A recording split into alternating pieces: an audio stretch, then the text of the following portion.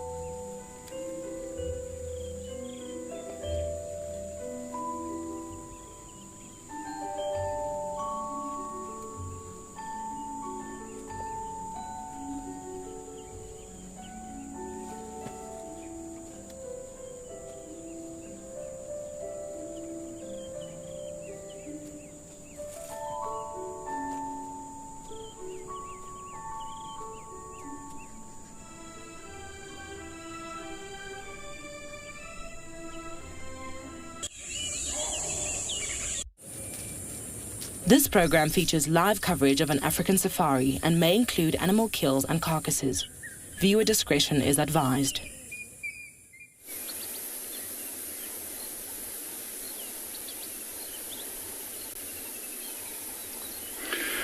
Good morning to all of our viewers around the world and welcome to and welcome to And Beyond Ngala. We are here currently watching this emerald spotted wood dove and it's feeding on the ground, moving around, and we are expecting to head down towards the riverbed and try and find if we can find tracks of any sign of big cats, leopards or lions. So please come and join us, come and experience the African bush live from your own homes.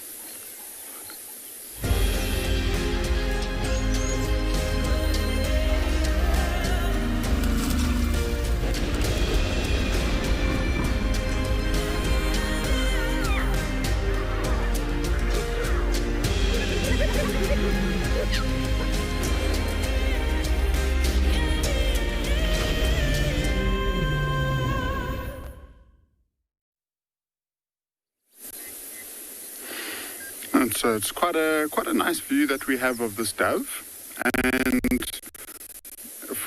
for the family of dove, quite a colourful specimen. And if you look at the wing panels, you've got those two little spots there that are green. So that is called an emerald spotted wood dove. And so, like I mentioned, I am on and Beyond Ngala at the moment. And my name is Eric, and behind camera is BK. It does look like we've got some heavy rains up in the Swalu, so they might be joining us a little bit later on, but we do have most of the other guides out and about. So hopefully we'll get to show you some wonderful, beautiful animals out here. And like I said, we are wanting to try and find some signs of leopard, which we haven't been able to see in the last week or so. So hopefully we'll be able to do that. And we're not too far away from the first section of riverbed that I'd like to check. So I'm actually going to drop down into the river. Please also remember to send through all of your questions and comments using the hashtag on Twitter, hashtag WildEarth, or at FC on YouTube. If you're under 18, please feel free to send your questions through to kidsquestions@wildearth.tv.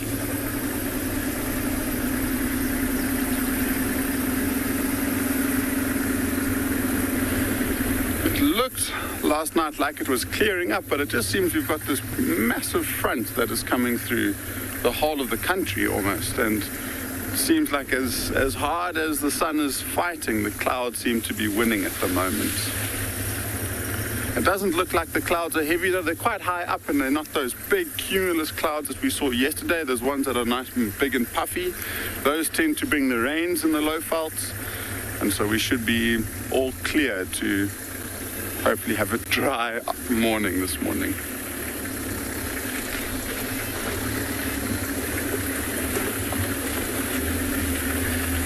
So this is the first section of riverbed that I'd like to check, and there's a tributary not too far away from us here that this leopard that we are after, who is a young male, often hangs around. We think that his mother has left him, because we actually haven't seen the mother in a very long time, and we've only been seeing fleeting glimpses of the male. I mean, it's still going to be quite challenging to find them and view them, just because we still aren't able to off-road yet. But in a couple of days, if we get some good sun and it dries up the soils, we'll hopefully be able to get off-road and follow the animals.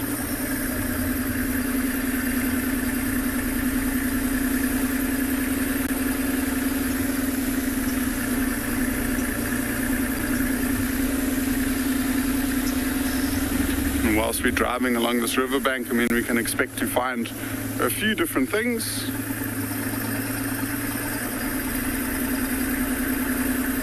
So Miley, if we get good rains, hopefully it rains maybe once a week or so. Sometimes, it only rains in the summertime, so from November all the way to April at the latest, I'd say. But we don't get the constant downpours. It's more like a quick shower, a thunderstorm, and then it stops. So yesterday we got 39 millimeters of rain, so that is roughly, I think about 10 inches, if I'm not mistaken. No, probably not as much as 10 inches. I'll try and do the maths when I'm off air. Can't think on my toes fast enough. And that was enough to fill up all of the pans that were already drying up. We had some beautiful rains in October, and then since then it's been quite dry. We haven't had big showers. Oh, ground hornbills.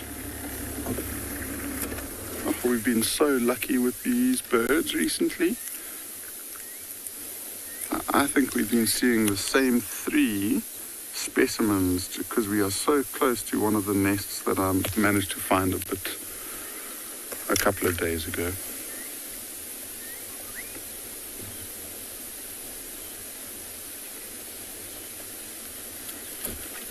So it is just the 3, so I think it is the same group. And they must be loving life at the moment, because after these rains, beautiful termite ellates that are erupting from termite mounds. And This would be a welcome treat for these ground hornbills. And because we're seeing them so regularly, they're actually becoming pretty habituated to the vehicle. So I'll keep driving forward. We can get within about 15 meters of them before they start moving away from us. So I'll try and get that close. I'd love to get a close-up shot of their face, and you can see their eyes. They've got these very long eyelashes. Christina, I'm glad that you enjoy these southern ground hornbills. They are a very, very interesting bird. They look very prehistoric. Okay, I'll maybe go another 5 meters and then stop.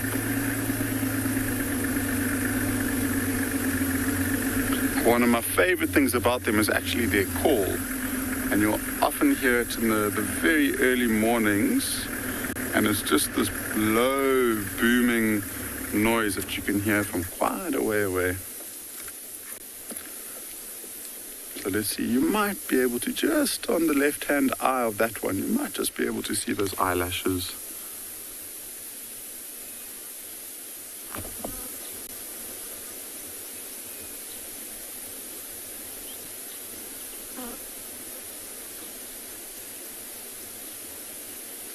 Oh, it's got a frog. Sure. So cool to see how it uses its bill there to actually dig. Quickly scooped up a frog.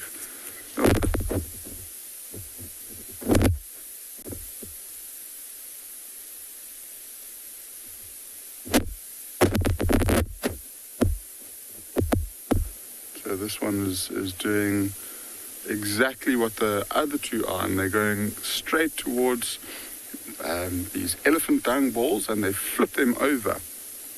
And within those dung balls, it provides quite a good environment for these little grabs that are nice and juicy that these ground hornbills will be targeting.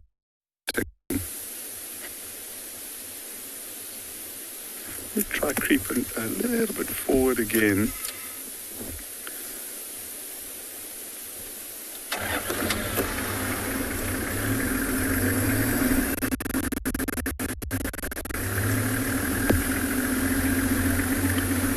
We'll try getting into a position. I'd actually like to see if I could sneak past them and turn around so that we could face them as they're walking towards us. That might be quite an interesting shot.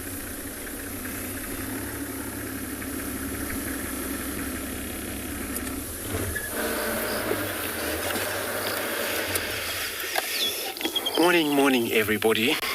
Welcome to Kijima Private Game Reserve here in Sabisand. Cloudy day and some other parts of the western side where it's clear sky, a blue sky.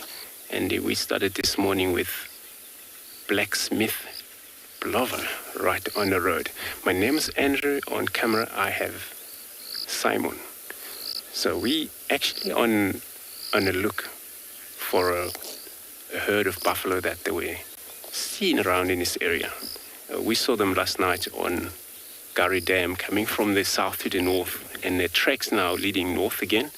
Possible that they have crossed into Babelsuk, where the Pride of Line, some of the other guys have seen them along the Manyeleti border there. So it's very interesting for us to actually able to find out what happened, if they ever get hunted or not. So this is the plan for the day this morning, and I'm on a speaking vehicle, which is very nice. And Lauren, she will be doing a silent segment this morning. So it's quite a very interesting day. As you can see, the cloud. This is actually western sector where we're looking at right now, where you can see all of the beautiful cloud that is showing up. There is not actually much of the dark sky.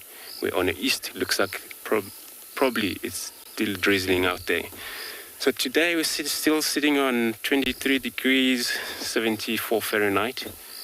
And remember to talk to us, we're coming to you live. So on Kids Question at wildearth.tv, also on hashtag wildearth at FC, and on wildearth.tv/explorer for those of you who haven't been part of us. But you can go to our website and sign up. You're able then from there to able to participate with us, ask questions through anything we will be showing you about in this wild. So I'm going to carry on, do my check, and the other guys will be doing the other part as well. So this is how we're going to be finally found out about our buffalo, how far they've gone. I'm going to be sending you over to Lauren with her frogs.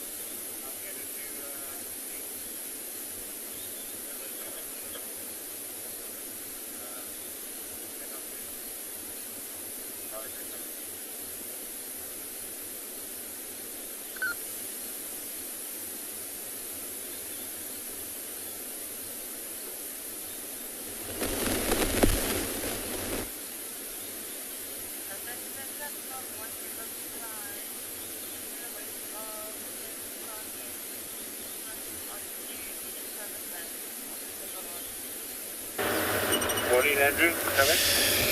Sorry about that. So we are still making our way north now along the Galago shortcut road, which is actually one of the shortcuts to hit the boundary, and then from there we're going to check to the east if these tracks of the buffalo then cross to the north, and then from there I don't think they will actually have to move that far. When we left them last night it was already late, so if they haven't found a great area for them to sleep on, and then they'll probably move slightly far north from there, and it's very nice because it was a Talamati and one of a dark mane, a Voka, that were seen separately. That's what I heard from the guys up north yesterday. So it will be very much interesting to see if because they mainly get hunted by lions, buffaloes, especially in a herd where the pride will be much interested on getting one of those young ones, because when they hunt on the breeding herd, they don't have to go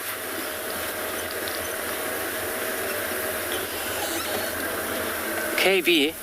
Yes, buffaloes are easy to spot, especially still wet. You know, we had a rain yesterday morning, so the ground is still very wet. So buffalo and lions, most of the other animals as well. So only easy things about and nice things about that is you're able to even tell how fresh they are, since you know what time was the rain and things like that. So that's what makes so much easy early in the morning. If these tracks hasn't been disturbed by any of the other animals or birds and things like that, then you're comfortable knowing that you're going to find that animal.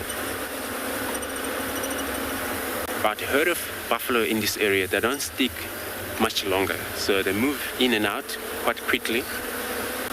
And it's so because of maybe water is everywhere now. They don't have to depend on one water hole. Wherever they go, they find a drink and grazing land, and it's all grasses, nutritious. Grasses have developed well green, and they actually feed on many of these type of grasses we have in this area. So many different type of grasses. So let me carry on do this northeastern boundary, and then I'm going to be leading you back to a southern ground hornbill.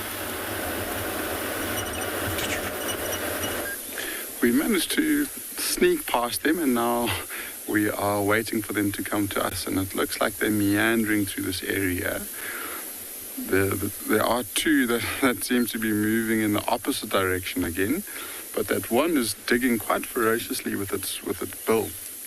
And I'd love to see, I'm sure they're mostly targeting frogs within this river. And I wonder how they end up finding the frogs. It's very interesting. I haven't seen this behavior with hornbills before. And what I've noticed is this one in frame seems to be the only one that's doing it with much success. The other two don't much time digging with their bills.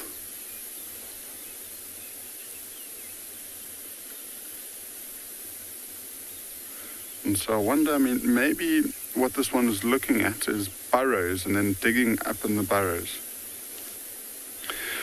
So, Janet, they will eat, I think, mostly the grubs of dung beetles. And those dung beetles have got an incredibly hard exoskeleton.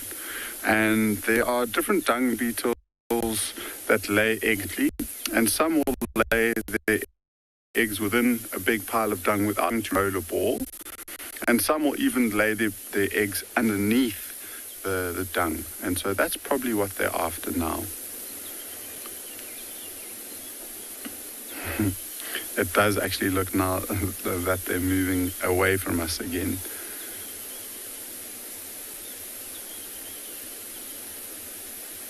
Now, but these ground hornbills have got a very, very wide range of diet. They go for anything like little insects up to quite medium mammals.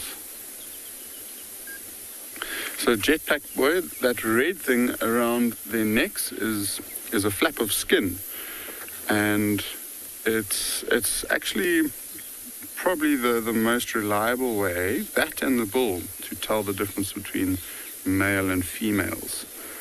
And so we can have a look at that one in frame, and to me it's got a quite thick set bill. My book has got a very, very cool illustration that I will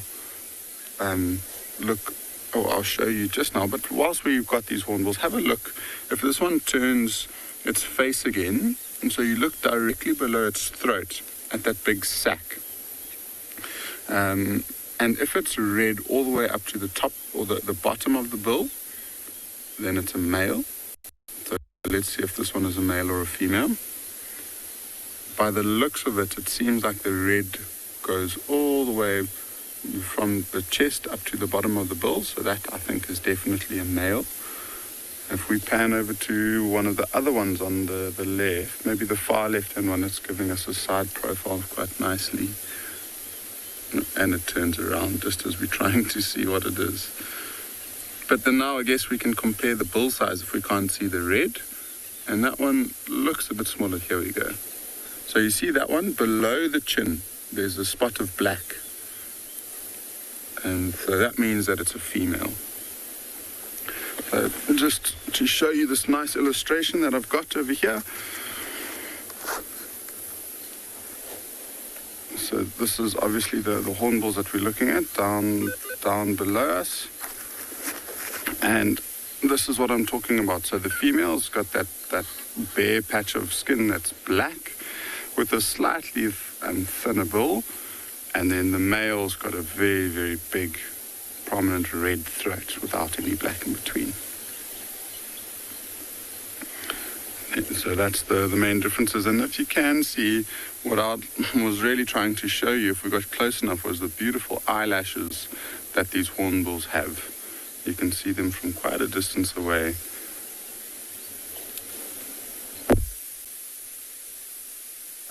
And I mean, the three of them are going to spend the majority of the day feeding. And they'll be looking for anything, and they might rest up if it gets hotter. But I think they'll continue on at least for a couple of hours this morning.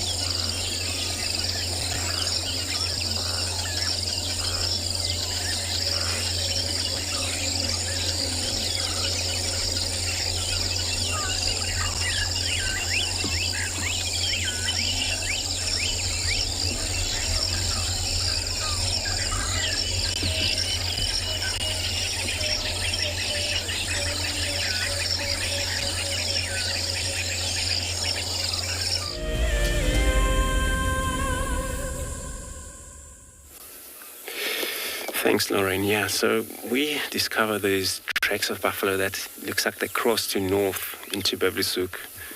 We're going to find them. That's why I decided to check this small water hole here. But I know that I won't be very much interested to drink, especially at night. And they were probably just pushing on. And they were probably lying in one of these open area, I believe so. So this is actually one of the weavers we see right there, and all of the Formones frogs. Remember, frogs also put their eggs all in these forms, but it's got to be right up in this tree. There's no harm from this bird. It won't harm these nests at all, these weavers. But the reason the frog prefer to, place them, right? If you look at these, also amongst these nests of the weavers, and it looks like nothing disturb these nests. So the reason it's up in that height is because of when they place them close to a surface of water where there is a bank or close to a lake or anything like that. These terrapins and also Egyptian geese, they feed on these forms. So eventually it's a waste for the frogs. But there it looks like it's all safe. What happened if the ever hard rain come down? It will melt the whole nest into the water. This is how the young one were able to touch the water, and then from there they will. But then it happens if it ever dried out, and the old eggs going to dry out inside. What we need is the rain to able to, nothing to do with the frogs anymore. Since they place it and they forget about them, they have moved on. And once these eggs hatch, it's all about the rain. We're able to. I know. So we had a rain a few days ago. So I would assume it's probably maybe a week old or more than that. But sometimes that's averagely old. When these nests, sometimes they don't actually remain for long, maybe 15 to 20 days until they're completely a nest inside them. So all of these weaver returning back there. So it's so important when you have rain, after these nests been placed like this, and they're very soft, the rain will able to melt it down. Except for that rain come down, nothing else. And it's going to be so much problem if the heat take places and no rain for probably another 3 weeks, because then the nest going to be turned very much yellow. It means that eggs inside are all dying or burning up. And they usually do this during a very cooler weather, early in the morning or at night. And that's how they do that. So doing it, all combined male and female to do that. But of course the tortoise, when the reason they love them is because, many of these terrapins, they gain calcium using any type of object that is white, mostly. Would be if you talk about land tortoises, they would feed on even a hyena dung to gain that calcium, build their shell strong.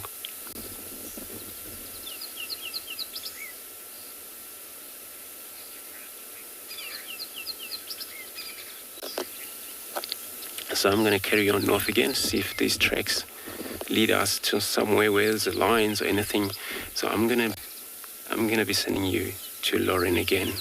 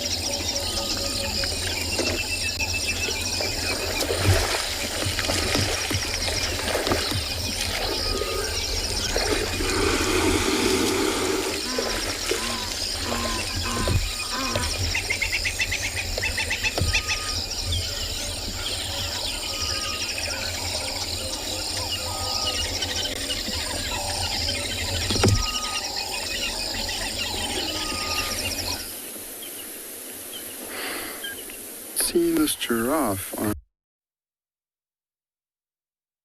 the bank of the river, and it looked for a bit that it was staring down into the riverbed, and so we're trying to investigate what it might be looking at. But I think it's just surveying the land. I don't think it's spotted anything that it feels too threatened by.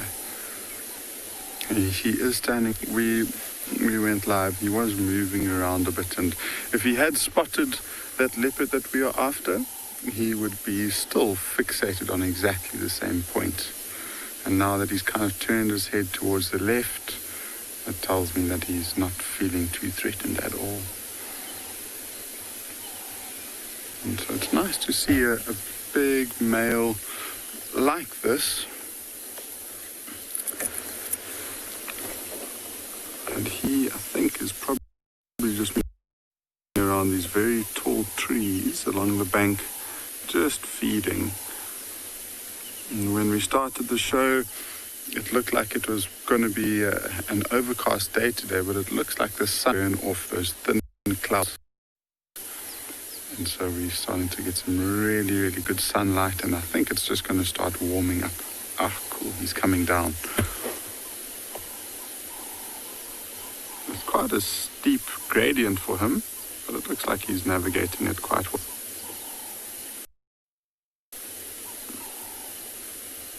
Needs to trot to keep up. I mean, with such a high sense of gravity, it must be quite tricky moving up and down very steep slopes. And see, he's scanning. I mean, I wonder if it wasn't as simple as spotting another giraffe to just go and investigate.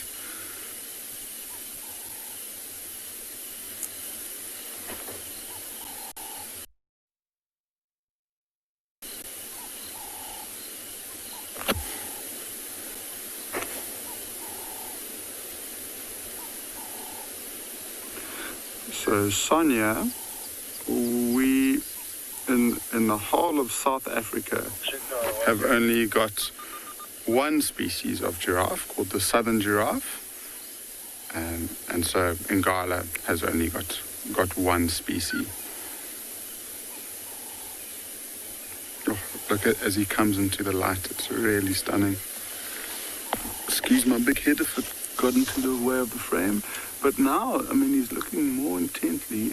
No, he is looking around. I'm sure it's just, it could even be movement of a little Nyala or a bushbuck that might have caught his attention. So you just want to make sure what it is. Listening is really nice. It looks like his coat is in really good condition. It's so nice to see him unobstructed out in the open like this. And watch where he walks. So he'll be walking straight along a game trail that crosses the river and up on the bank. So it'll be the easiest place for him to get up. Let's see if he gets up as well as he got down.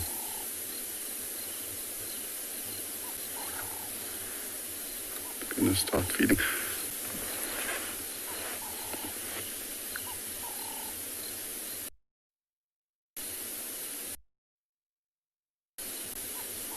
And he's got a couple of oxpeckers on him, who I think are mostly red-billed oxpeckers. Now he's disappearing. Let me try and move forward. If it is a game trail, we should have a relatively good gap bank.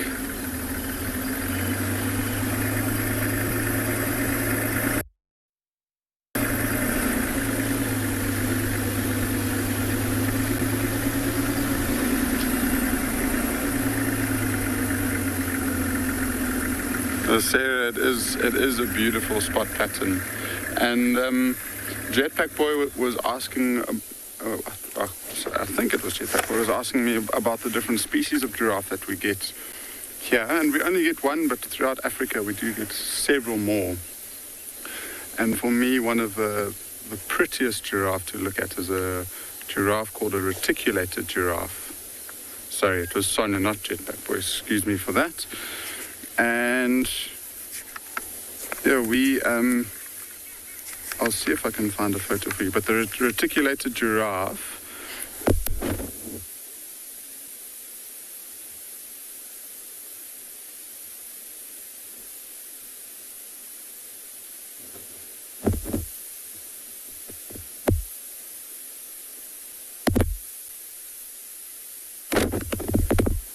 Okay, so the reticulated giraffe, instead of having those funny hexagonal, oh yes, good spot, BK. So there is another giraffe, so that's exactly what the male was looking at across the bank. And so if it's a male, he might just be looking to see if it's a large male, and he might be walking across to try and assert some dominance. Otherwise, if it's a female, he'll be sniffing around, trying to see if there's any chance that she might be coming into estrus.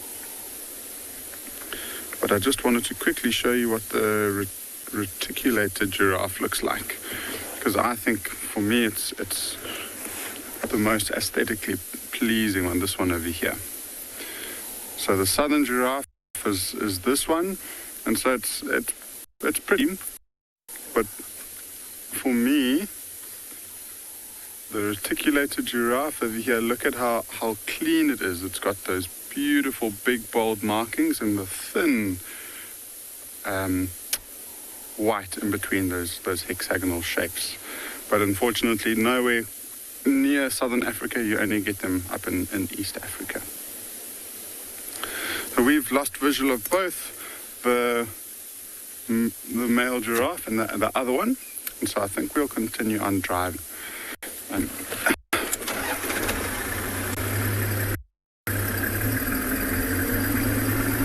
So, whilst we continue driving along the riverbed, we're just about to get to that tributary. There's some beautiful elephants that we would like to show you.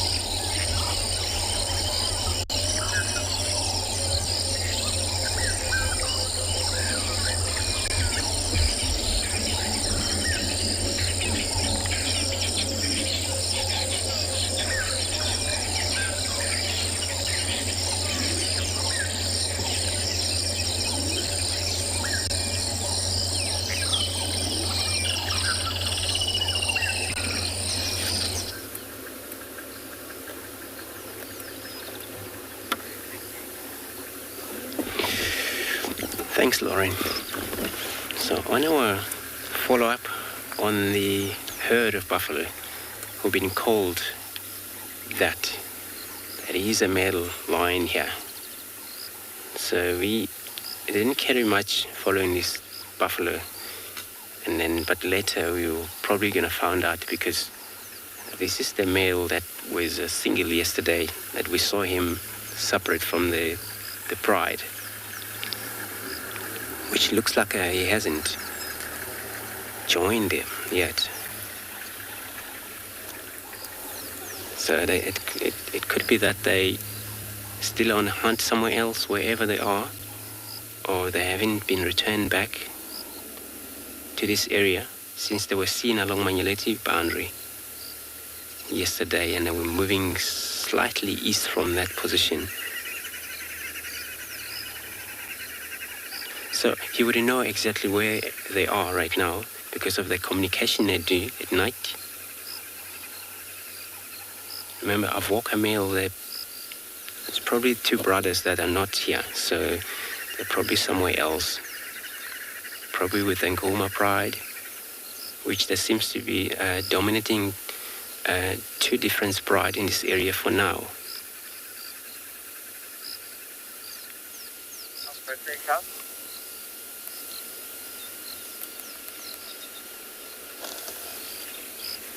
So also, where we saw him yesterday, it's far east, so he make his way up here to the west. And if he's going to continue like this, then he's probably going to maybe cross to the west, maybe into Simambile or the western boundary that side.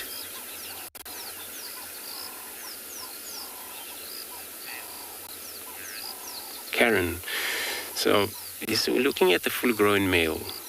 So Avoca males, they're especially Dugman, you can see here, it's actually full-grown male. And I'm going to put him around maybe 8. That is my estimation. 8 years, 8.5 years old, somewhere there. Or could be more than that. With some male, they develop dark mane, but that's the older they get. Usually when they get old, so the men change from gold light to dark. Some male, they're well developed with such a huge mane, depend on the gene pool. Some are less mane, but then when you look at that animal, you can tell from the skin itself that's a lot of scar, and he's been over a lot of fights, so he's been out in this world for a long time. Generally, the lifespan for males, it tends to be very much shorter due to a lot of challenge that they're facing, which many times they die from fighting many times. It's actually a serious challenge for them. Wherever they are, the male, they have to dominate. Dominate for them, it works when they're in a group. Like there are 3 of them, these Avoca male, they have a lot of chance to actually, since they get around here, we've seen them reproduce with the pride that we have, and we see a lot of their offspring, which they're already grown up now. It's so good having this kind of coalition of male around, where if it's only one line, it's very difficult for him to be able to manage to dominate everywhere he goes, unless if there is not much of the other male around wherever, and that you would see him at least survive, and then he would establish his own gene pool within a few prides around where he would move around, dominate.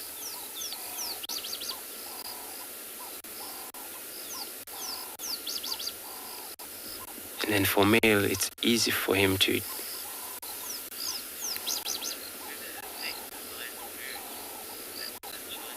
the sunshine. Lion, I mean, most cats, they are affected quite a lot by the weather change. But, the worst weather for them, it's a heat. when it's so much hot in the day, they will do less movement. You find them in the shade very much. And then ever do a lot of movement, this is when it's probably early morning or a late afternoon. And that's where you see them started to move. But the weather like this, what we had now, is still cloudy. So, and this is actually wherever you want, you can still push on, move wherever you want to go, because the weather still allow him. So they prefer this kind of weather where it's anything from 18 to about 25 Celsius, which is for them medium kind of weather. Most when it's drizzling, and they still, have a lot of energy to move. Remember, they conceive a lot of energy from spending a lot of time sleeping. They sleep for quite a long time, 18 hours roughly for lions, or 18 and a half, probably 19 hours they can sleep. And then when they get mobile again, this is when now they have to move. Sometimes movement they do, it can't be direct move, and they move and take it easy sometimes for 1 hour or two, lying down, and again they take off and move. This, they gain quite a lot of hunting skill from there, or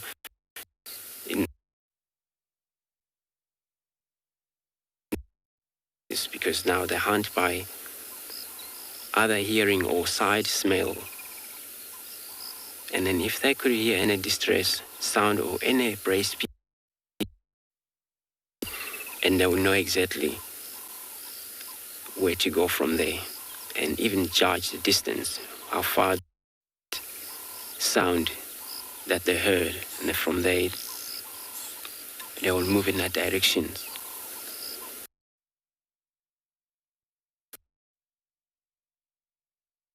There somewhere,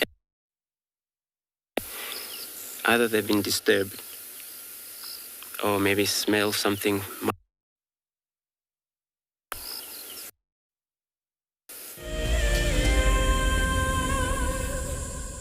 What fascinates me most about the animal circle of life is the intricacies between the large and the very, very small. I mean, it's very easy to go out there and find the large. Once you found the large, the cascading effects down to the small absolutely fascinates me. Alertness and situation awareness is by far the number one aspect for protecting ourselves out on safari. Catch up with the guides daily here on Wild Earth. An ever-increasing part of the global population is losing its connection with nature. Wild Earth is here to reduce people's stress and anxiety, allowing you to escape into nature even just for a few hours a day. However, Wild Earth is expensive to run, and we need help from you to keep this ship going. Wild Earth Explorers gives you the opportunity to be part of a program that supports the sharing of nature with the world. My name is James Hendry, and I work here at Kijima Private Game Reserve in the Sabi Sands on the western fringes of the Greater Kruger National Park. My favorite part of getting questions from viewers is that we get to have long and varied discussions about all sorts of different aspects of nature. Because our audience comes from all over the world, it's very special to have different perspectives from everywhere. If you want to submit a question on Wild Earth, you need to register on our website. Once registered, go to the Live Safari page and submit your question beneath the live feed. This is Rusty. He's my favorite vehicle, and we've been through all the good times here in the bush. Now, if you feel a connection to Kijima Game Reserve like I do, then we have a fantastic opportunity for you. You can have your name engraved on a brushed metal plaque just like this one, and we will attach it to Rusty so you can always be with us on safari in spirit. We will even send you a digital photograph once your plaque is mounted on Rusty. Spaces are limited, so grab your spot now.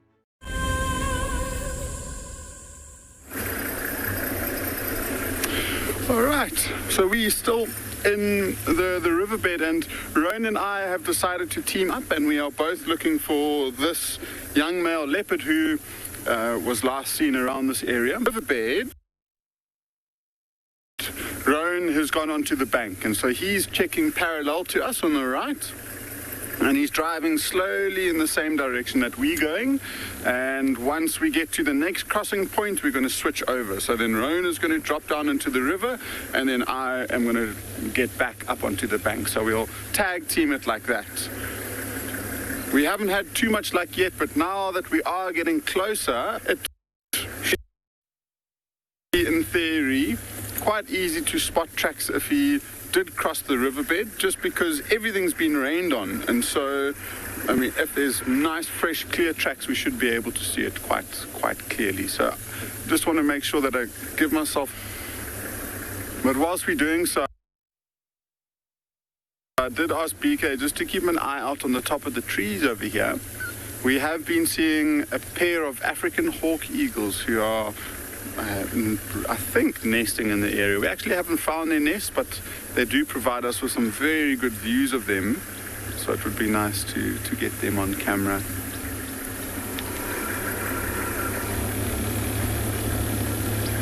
It's a beautiful riverbed to be driving, and I love driving past and just literally looking.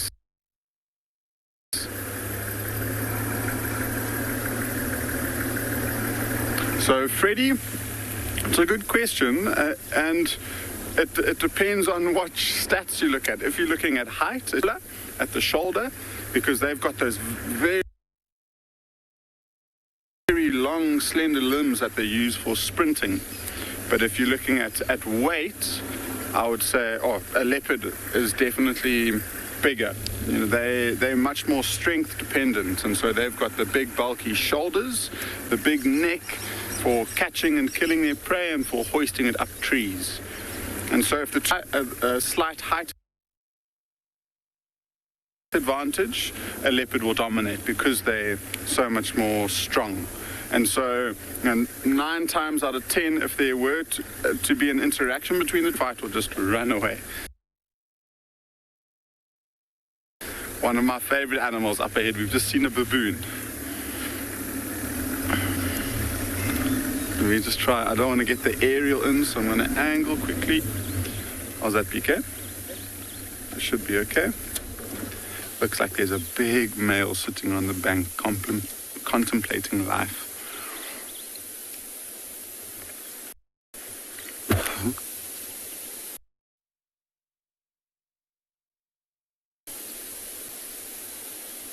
Like he might even be just having a quick snooze. His head or his chin is tucked into his chest, and he's very still. I don't blame him. It is an early start to the morning. I'd probably be doing exactly the same. If you're a big male baboon, you've got your work cut out for you. You've got a whole troop of sometimes up to 100 individuals to look after and take care of.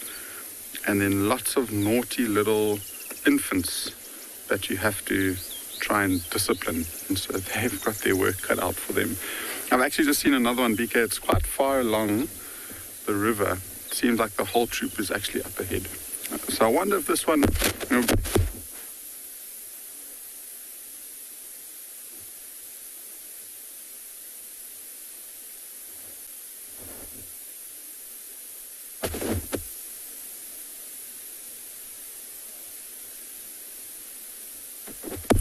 They are quite smart.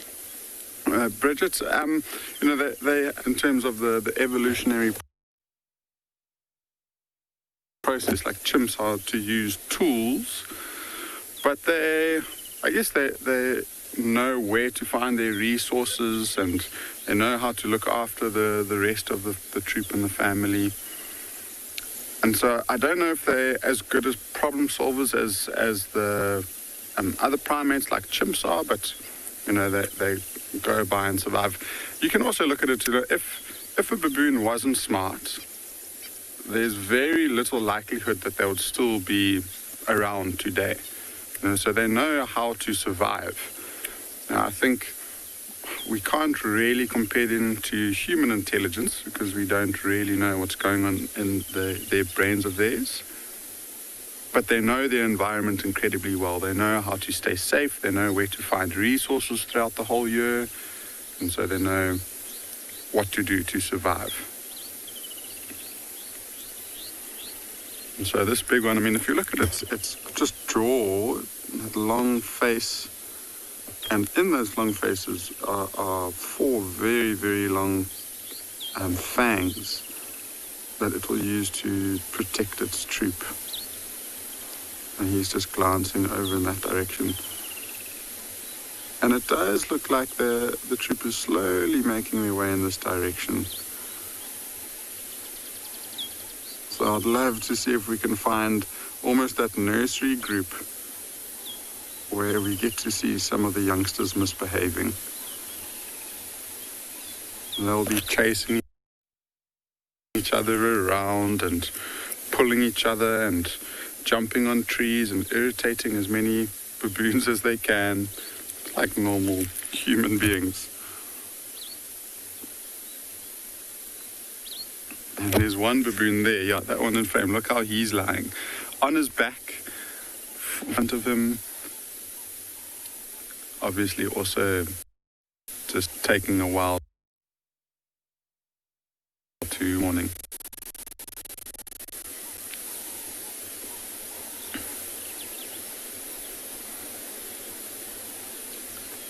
And I mean, at this time of year is really good for them because of all of the trees that are starting to fruit, and so these baboons will target them.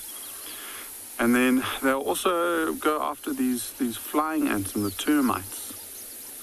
So we'll try to get a closer view and see if I can find that infant group where we can watch them entertain us. But it sounds like we've got a nice big predator to show you.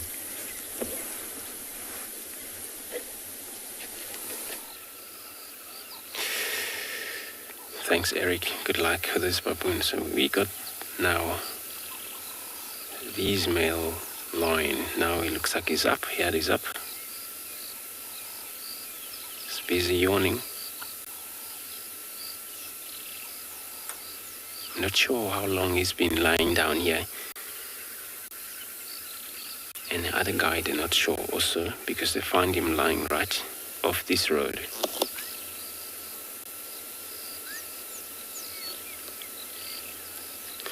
So of him yawning, it's probably that maybe he might be interested on moving again or change place to another area.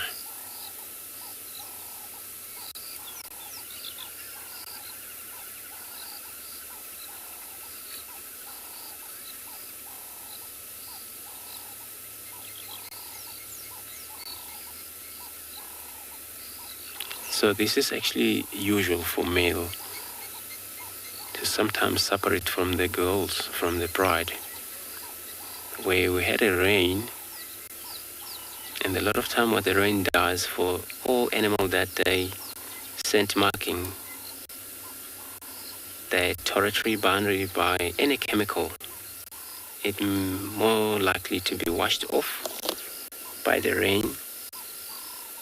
And for them to re-scent again, and they have to do it immediately before, a lot of a confusion take places. Where it's a lot of places where it's not identical, or other lions won't know exactly if this area has been taken or it's occupied, and they will find themselves in. So it's so important for him while he's in this far apart, and the rest of other brothers also they're doing the same thing somewhere else. Depend in the area where how many lions around in the reserve. Some area male lion can dominate area, or the average length of the property they dominate 100 kilometers, and it goes less to about maybe 50 down to 30, depend in the reserve. It's so many of them, they have to squash within the reserve, but each one has to has their own territory.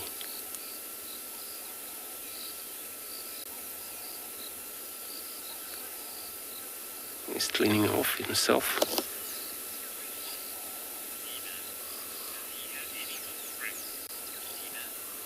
Lena, yes, he has. So they dominate, this pride dominate the torchwood,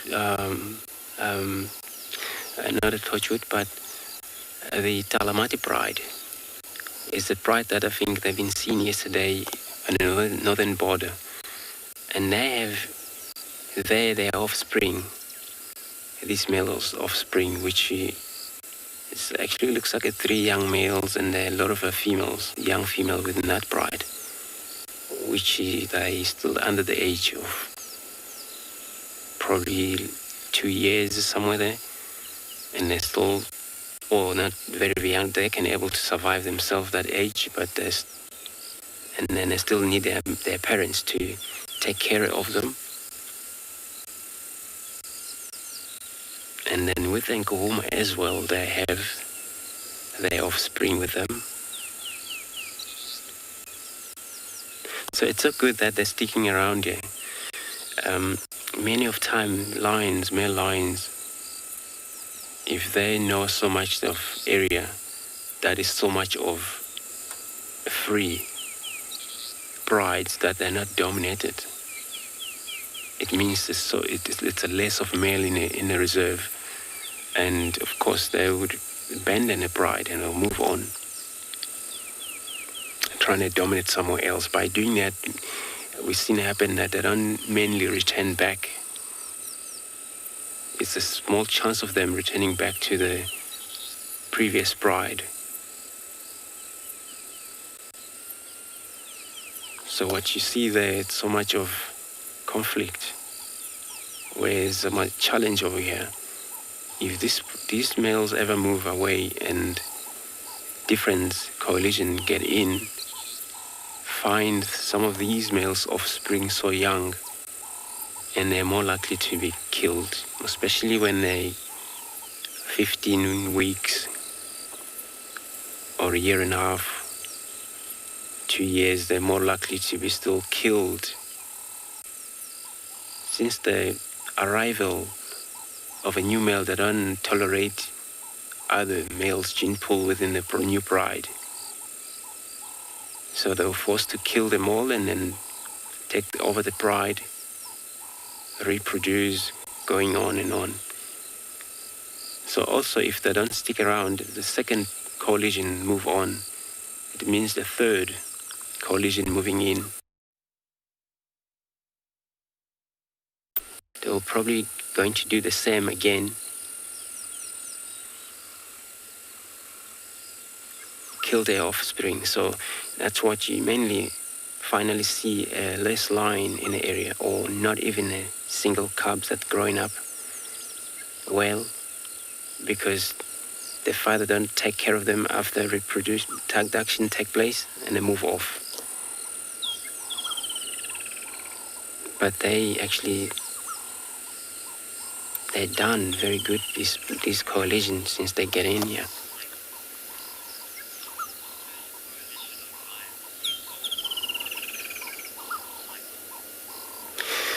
Michael, so you want to know the first coalition of male lion that I've seen here. So it was around quite a few of them, but the first one, if I remember correctly, was a Kijima Coalition, and they were named after the way they were doing or their behavior. They wouldn't stick around for any company cars that were just going to run. They were originally from Kruger National Park. And at that time, they actually moved off, and they were pushed by the Mapocho. When they get in, the Mapocho pushed them off, and they move. They didn't actually return back here. So we've seen Mapocho dominate for a while, but then they came in from the south, this area, and they've done a lot of killing. Also those that were not actually politely males, that would kill females if it's possible. And I remember correctly, they didn't actually leave behind their offspring here. Not that I can remember. They only come and do destruction and move back south again. but they were pushed off by the Manjingalan Coalition. So Manjingalan also, they were one of these coalition. They come from nowhere up southeast of the reserve, and they were looking also for a dominant area, and the battle take over and over from there until the chance they come across the Mapocho male. There were only 2 of them. They were separate apart from there. They were not in a group. And the killing happened. Mapocho managed to kill one of the Matimba male that morning, and then evening we went to the area again. The battle started. Once they started getting mobile, move around, and the revenge take place. And then this Matimba managed to kill one of the Mapocho, which was a kinky tail, die right on it. It's actually northeast from this area, close to Nkoro area, that side, Nkoro camp. That's where he died. So since then, also, the Mapocho ran south. The Matimba also went south. So that's what happened, and they never returned. And we had a Manjingalan Coalition as well.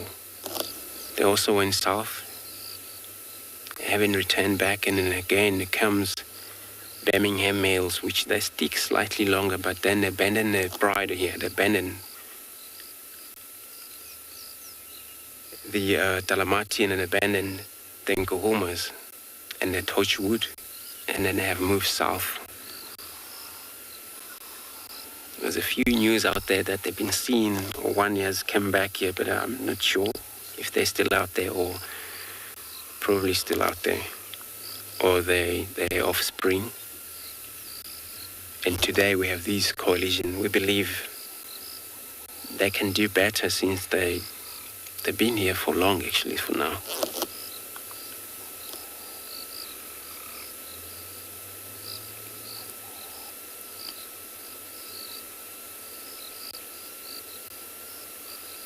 So he's just going to take it easy, lying down again. When he was licking himself, yawning, thought maybe he's going to show us a little bit of a movement, but not at all. Just closing his eye again.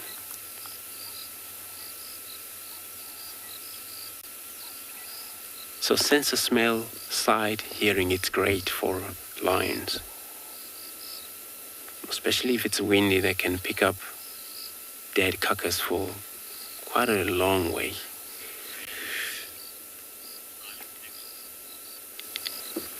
So I'm gonna stay put here, and then I'm gonna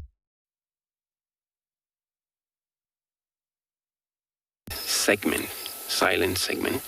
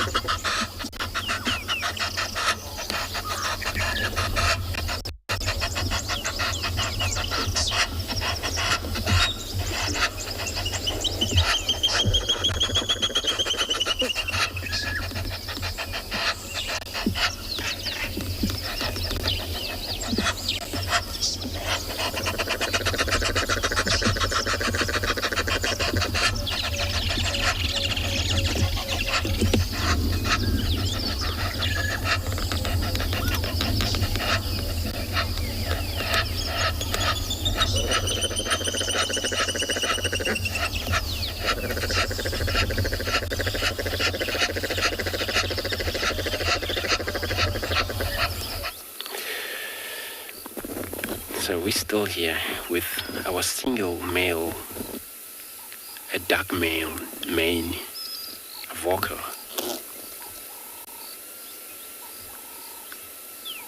He's lying very flat, where the temperatures allow him to be in this very open patch here, where he's not in the shade at all. You can see, even there's no sun shining through, with a heavy cloud on the east that is forming already.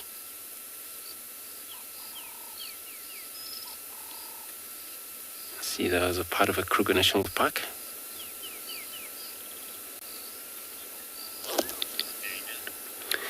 Dano, his stomach's not bad actually, so he's not starving hungry. When you look at his tummy, you don't see many of ribs, or he's cool. He's probably eaten maybe a day or two before you get into this position.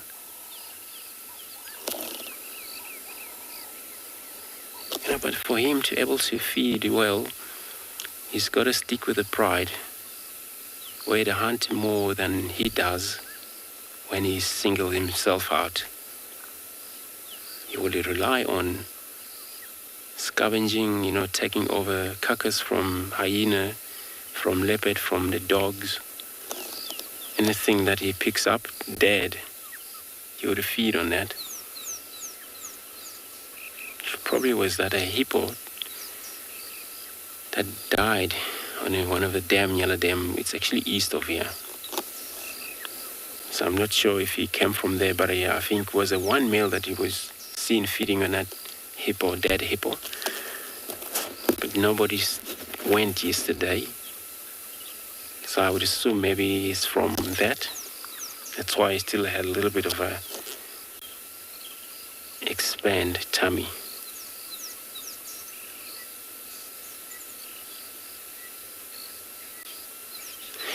Well, that type of meal, if he would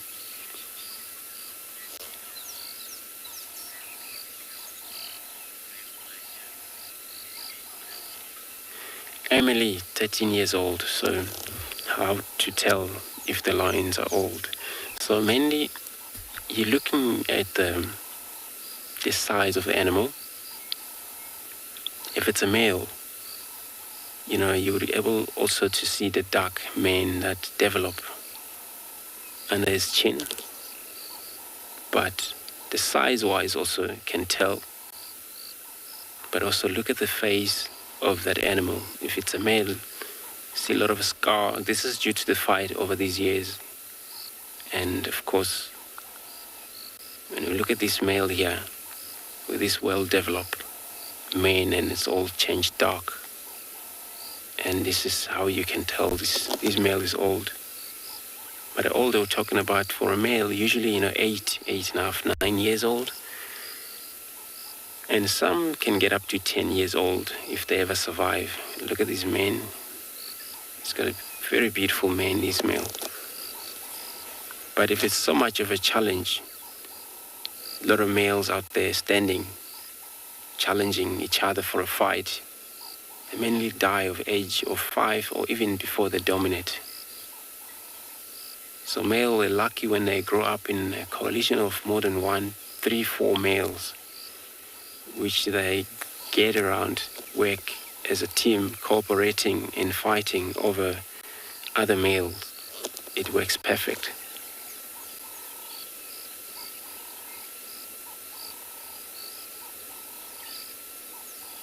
And this gene pool thing, it's always when they're 4, 3, one has to be a dominant.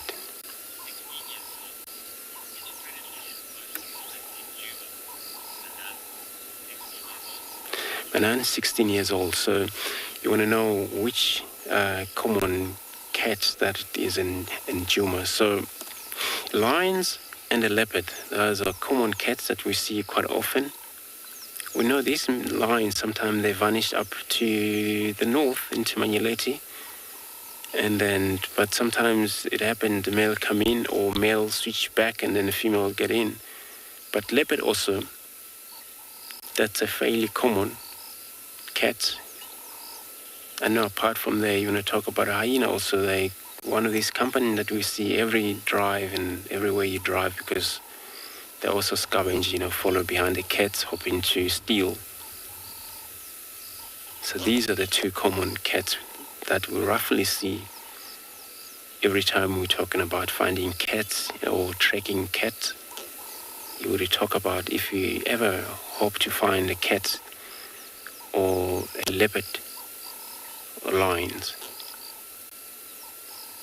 Also tracking them, we were talking about how easy this morning it was, or it is, more especially after the rain, if you ever find their tracks, that you actually feel comfortable of how far you're going to follow them, or you think how old they has been, or they have been in the area, like we were following up on this buffalo. I can tell you this buffalo, they hasn't reached this far. So I've given up following up on them because I've been called out for these male. I'll probably get an update if there's somebody find them out there. So yeah, this is the common two cats that we often see.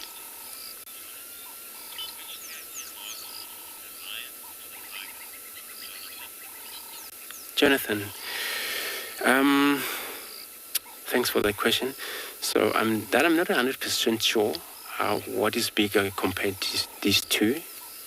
I know we got a female lioness, which is lioness, and a male lion, and then which one is bigger against or between these two. I know for sure the tiger, they don't grow men, and that I'll double check on that, and then I will also bring answer back to you maybe the next drive. But for sure, tiger, they also, you won't find them around here, because then these are mainly in a wet area where it's permanently wet. And these are the jaguars and that. No, you won't find them even in a high veld or low veld. And it's something to do with their habitation, where they would need to be very much in contact with water or temperature. It's great for them when in a wet, pretty much humid but wet, and that's where you will find tiger. Well, not that I know of in this whole entire reserve, that I haven't heard of any tigers have been reintroduced, where I don't think it would ever, due to this, habitation we're talking about. If it was ever in a forest and part of this biome, I think we would try, but I don't think it will work. I'd look at those in India's and that. So it looks like now he just try or decide to look away from us.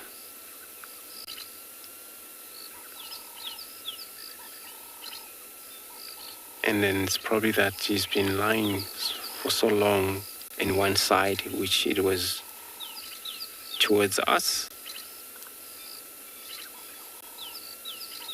So I'm going to stay put with this male here, just to see what he's going to be finally up to next time.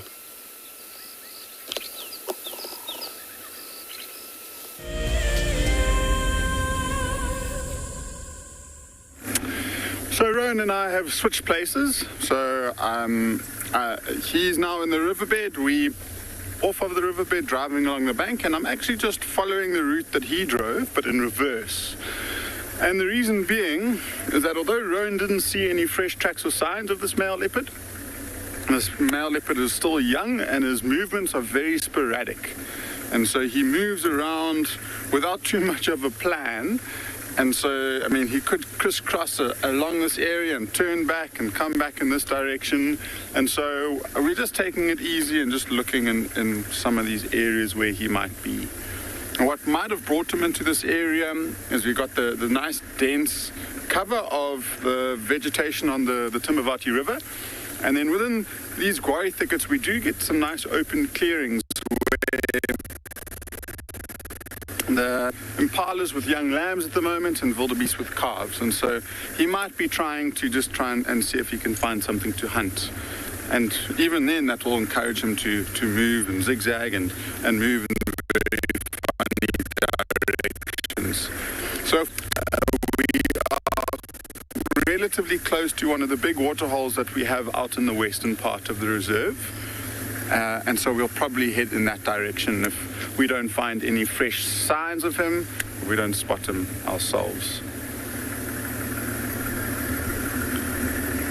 And so yeah, we'll keep checking.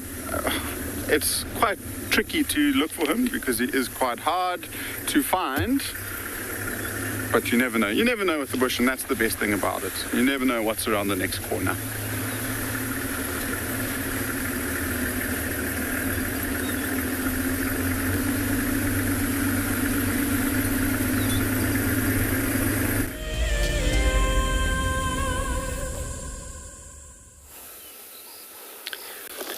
Thanks, Eric.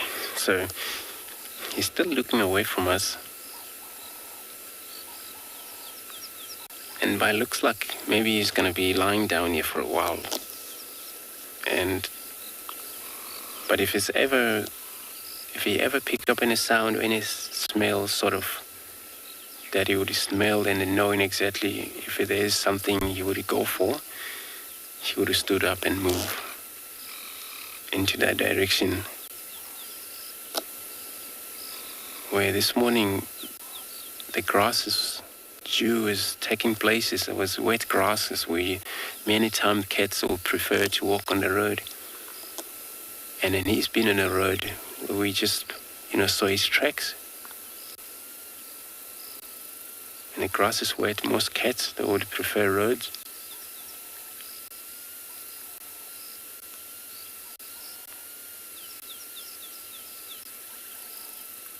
He's thinking of stretching or maybe standing up.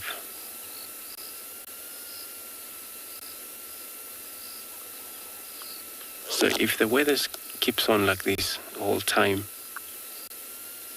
he's more likely not to change the position or move to an area where it's far from here,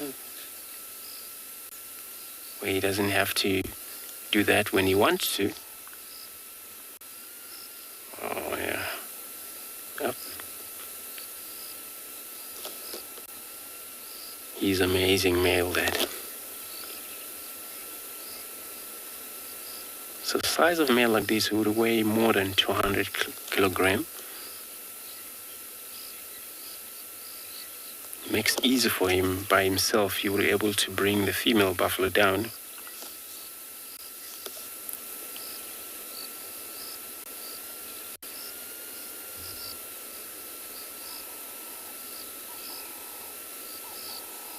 And they are machinery animals. He just went down again. So they kill by suffocate a lot of time. But with a buffalo, if they hunt buffalo in group, they have to work, they have to cooperate, because buffalo, they're one of these animals that can stand for their own ground and their own survival. They fight back lion. A lot of time, lion lost their lives hunting buffalo.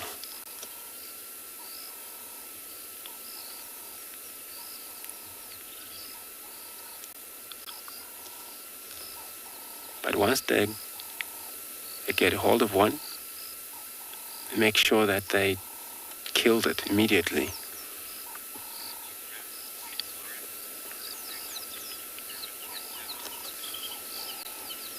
So I'm going to stay put again, sending you over Lauren with a silent segment on a termite.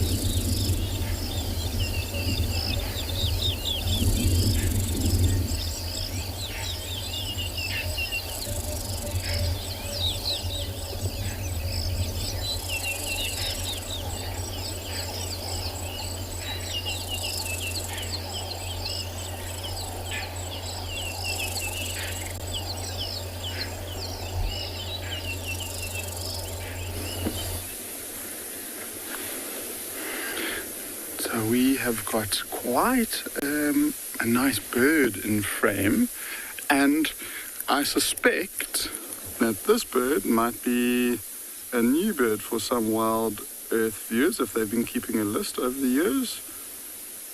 It's a bird called a dusky lark, which is quite a tricky one to find sometimes, and it's very obliging being right out in the open for us. And in terms of larks, I mean, often we think of larks as, you know, these common drab-looking brown birds, but this one has got quite a lot of color in it. And if you look around the face, it's got quite a dark ear and a very distinctive ear covert, so that funny C-looking shape that it's got on its face.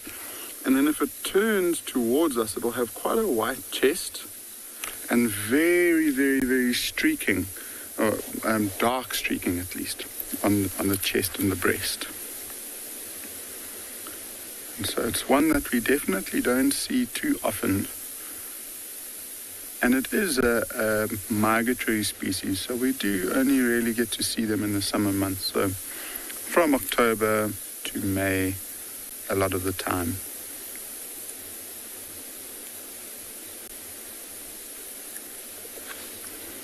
I'd love for it to turn around so we get to see its breast.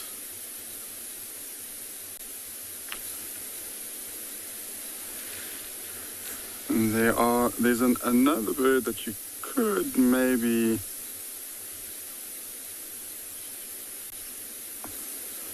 Greg, yes it is. It's an intra-African migrant, so it doesn't cross any ocean. It just moves north and south throughout Africa. And it's a non-breeding migrant in this area, as far as I believe. So they don't come here to breed, but rather here to just follow the summer and follow all of the good resources.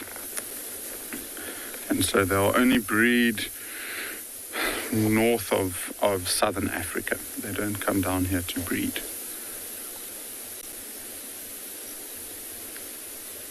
I'd love for it to turn around, just so you get to see that streaky breast that I'm talking about. Darcy Ann, I'm very excited that this is a new bird for your list. We got a wild earth lifer. That's very cool. Nice way to spend the morning. Oh, it's one... I guess it could also be overlooked because it is sometimes, I mean, it's not the prettiest looking bird, and you see them in these short grasslands, so you can drive past them. That's why I'm so glad that this one is out in the middle of the road looking around. And the only bird that you could really confuse it with in terms of the coloration that we get in southern Africa is called a ground scraper thrush. And they look quite similar, but the thrush has got a different look to the bill and the general shape of it.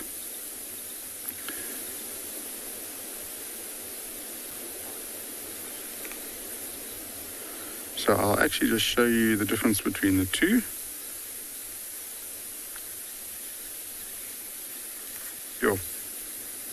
So that's a good question. I'm just looking in my book to see if I can see how many birds that they lay.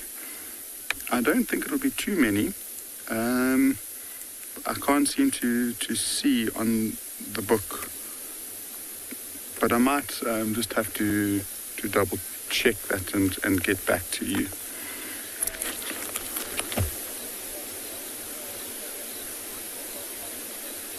So let me just show you quickly the difference between the dusky lark and the ground scraper thrush, just so you're all on the same page that I am and we can reach a consensus.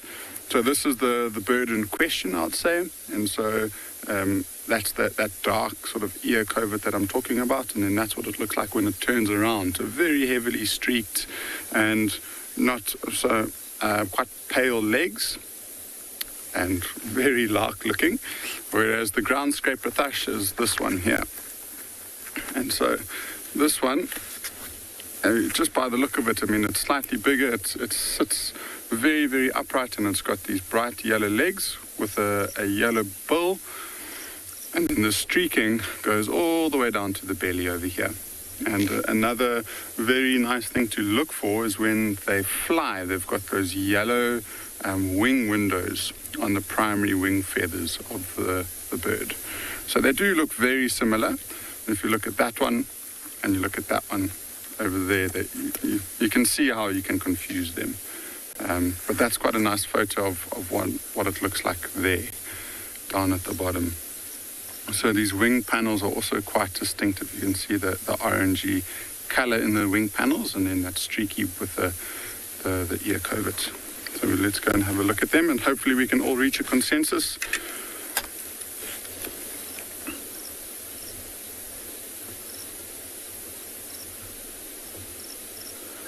Okay, so that is definitely a dusky lark. Really cool, and I hope many people get to tick off this as one of their wild earth lifers. So whilst we carry on driving from here, looking for some more fantastic birds, there's a nice big pride of lions for you to go and have a look at.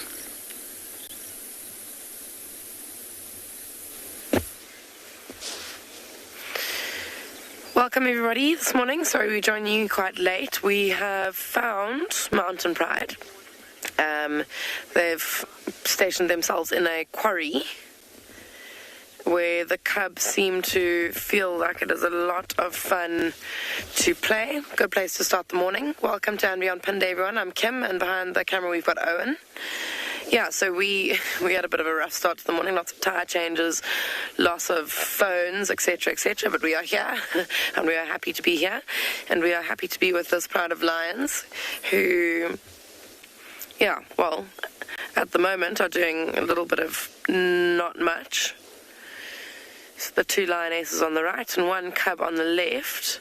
There are 5 cubs in this pride, so this is one of 5, the one on the left-hand side of those 3. Sitting there pretty chilled. I'm not sure where the others are probably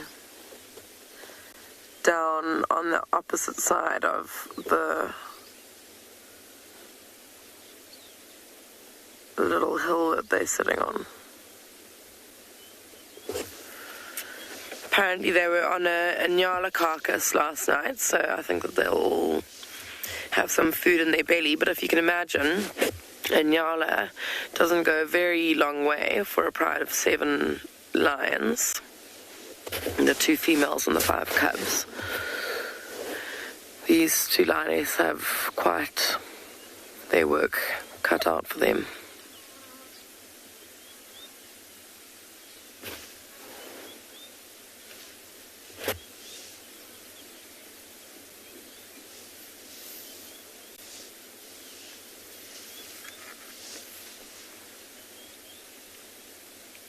So this pride is actually bigger than just these 7 lions.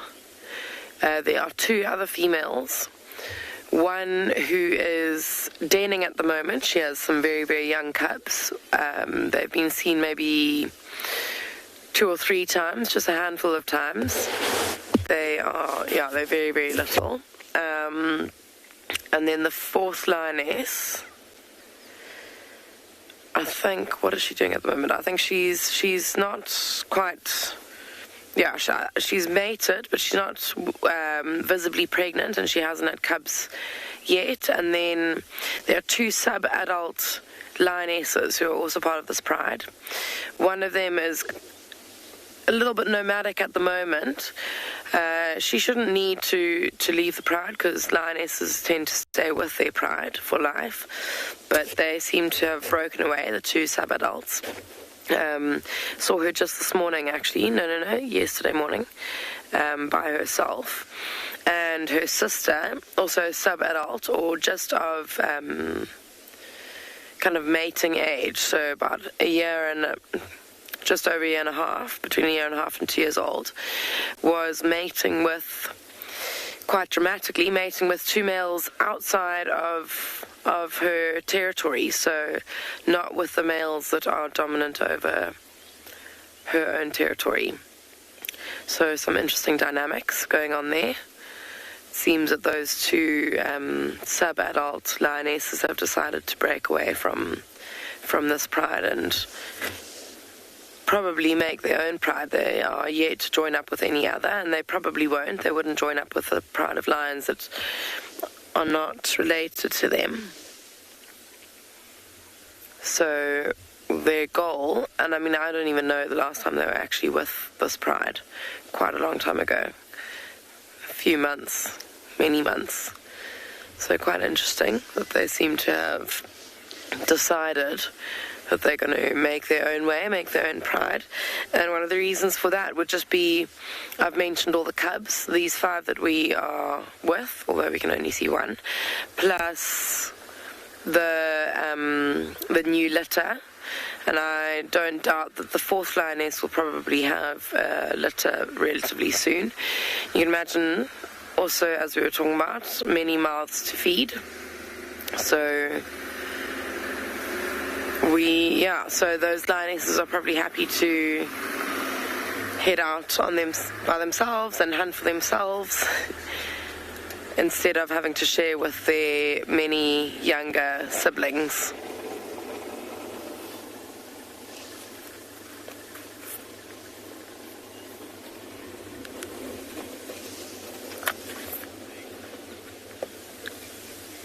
They do look very cool on those rocks. It's got a very Lion King kind of vibe to it. On a nice elevated area, they've got a good vantage point. They can see quite far around them, and they look extremely regal. Especially that one on the far right. She looks very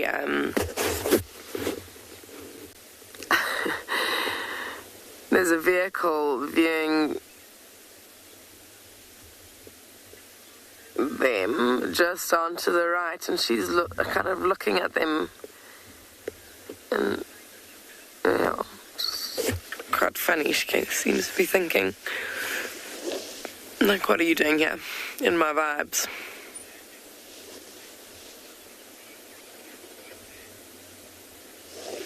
Daniel, that's a good question. They were named Mountain Pride. I mean, I suppose, yes, you could say that they are all Asia, but that is not their namesake. Namesake is, here in Pinda, we've got a lodge called Mountain Lodge. Number of lodges, all named after kind of habitats. So Mountain Lodge, Forest Lodge, Rock Lodge, all depending on where they sit. And this pride tends to hang out around Mountain Lodge, or used to. Their territory does seem to have shifted somewhat. But yeah, it is quite fitting that they're sitting up on I wouldn't call it a mountain, but rocky outcrop with the name Mountain Pride. Oh, I can see a cub making its way. Is it going to come up the mountain? Yeah. Coming up there's a little cub who looks like he's coming up the mountain or the rocks to join those on the top.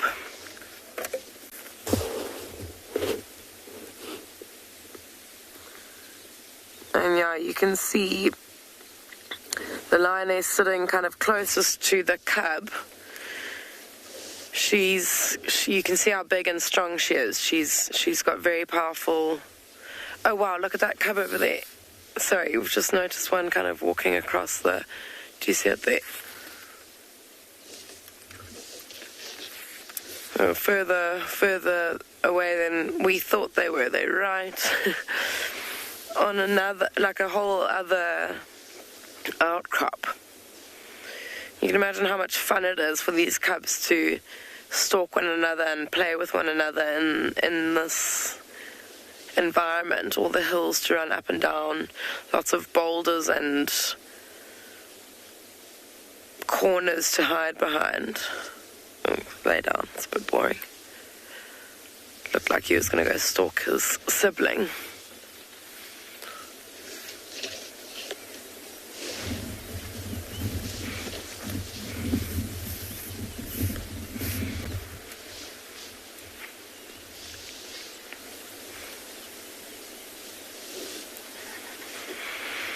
interesting that on such a cool morning, they're so inactive.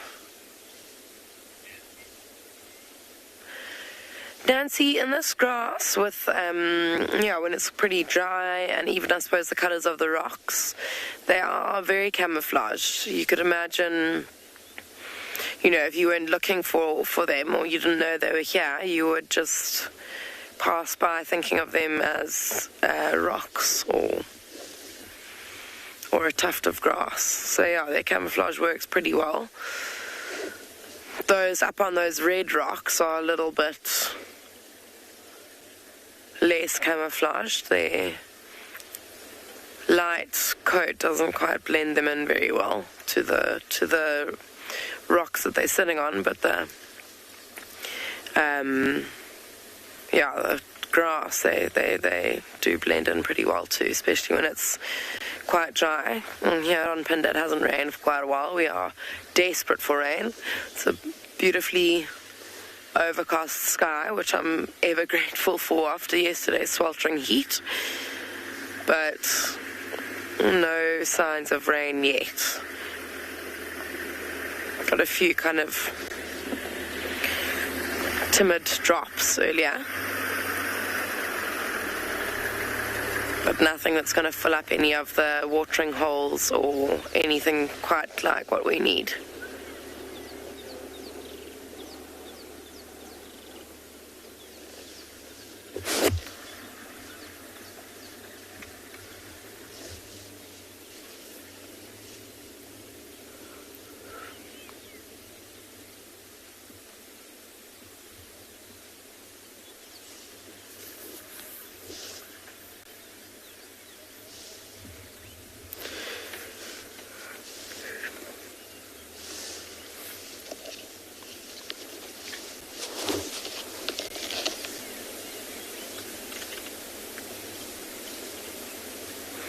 Let's see if that one runs down the...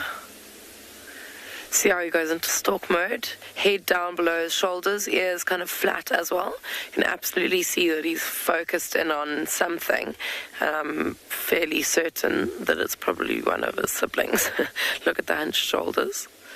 Oh, laziness. But he's definitely looking at something. And I think that the other three cubs must be behind there playing, and he might be looking in, deciding whether or not to get involved.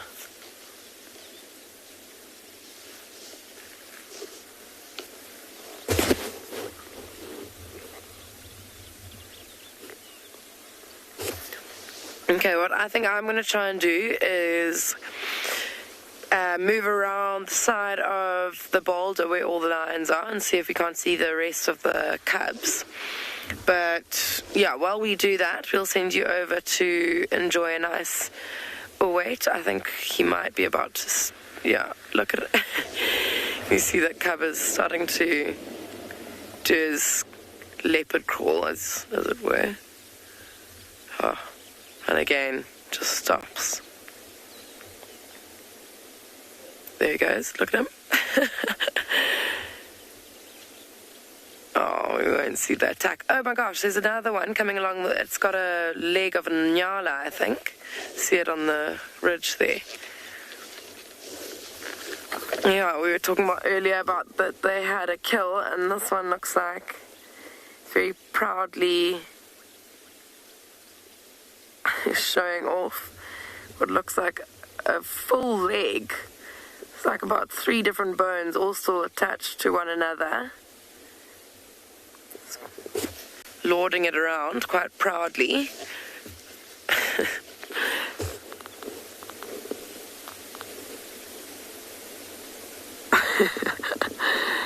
So interesting. It's one of my favorite things in the world is watching young animals, whether it's predators or plains game, just learning to be like an adult. So, I mean, there's no reason for that cub to be carrying that little piece around, but it'll all be contributing to its abilities for later on. That cub that was stalking down the hill, same thing.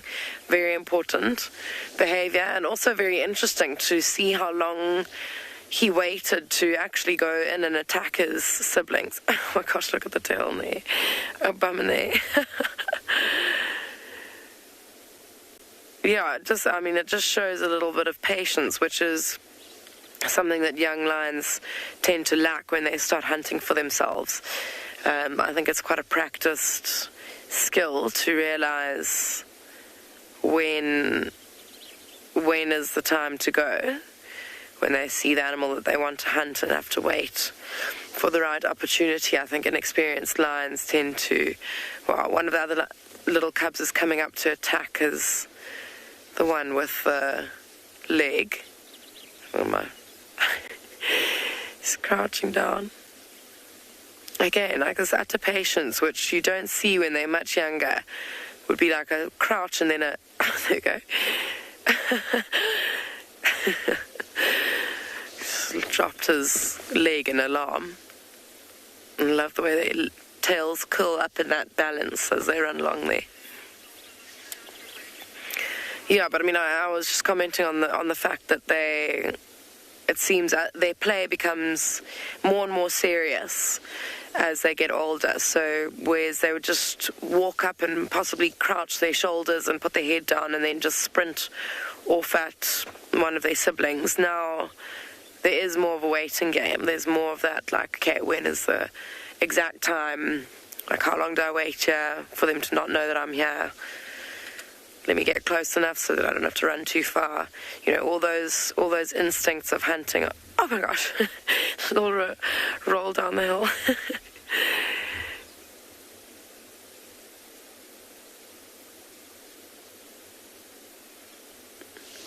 And even that, those trying to ankle tap one another. It's just important on working out how they'll do it to their prey. Another little cub coming in, running up the hill. There he goes. He's about to be attacked. Oops. It's incredible how fearless they are as well on these sheer rocks. We were with them a couple of days ago because they have actually been at this quarry for a few days.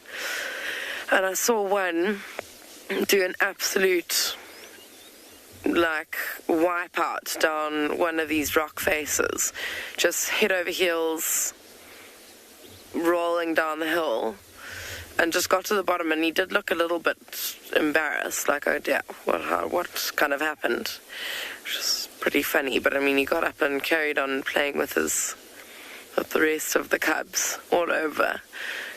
They just don't seem to be very bothered by falling all over the place. I think we're going to stick with these active cubs. It's so epic being in a lion sighting where there's cubs, because lions are often sleeping, but cubs are always a lot more full of energy. So we're going to stick around. We've lost sight of all the cubs for now. Might try and go around, get a different angle.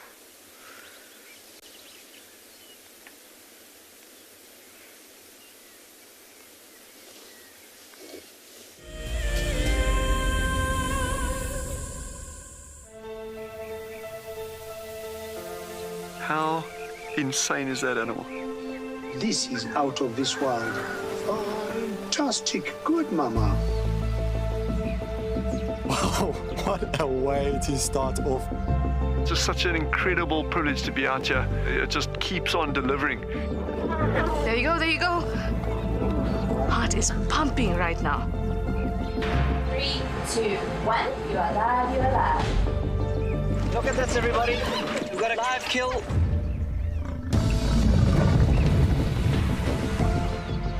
The cock's holding the tail. It's holding tight. Lucky wildebeest. There's nowhere to go. This is a disaster in the making. Something that I have never seen before in my entire life that you are now watching live. My heart is in my mouth, everybody. Look at this. It's gonna make it. It's going.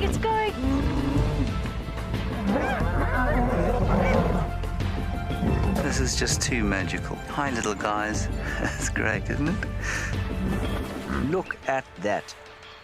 Scuba Steve has got a friend. You've got a friend in me.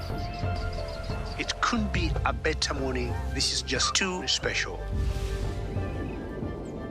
Oh my goodness, we've got a turtle. How epic is the fact that we come into you live from the Chobe River?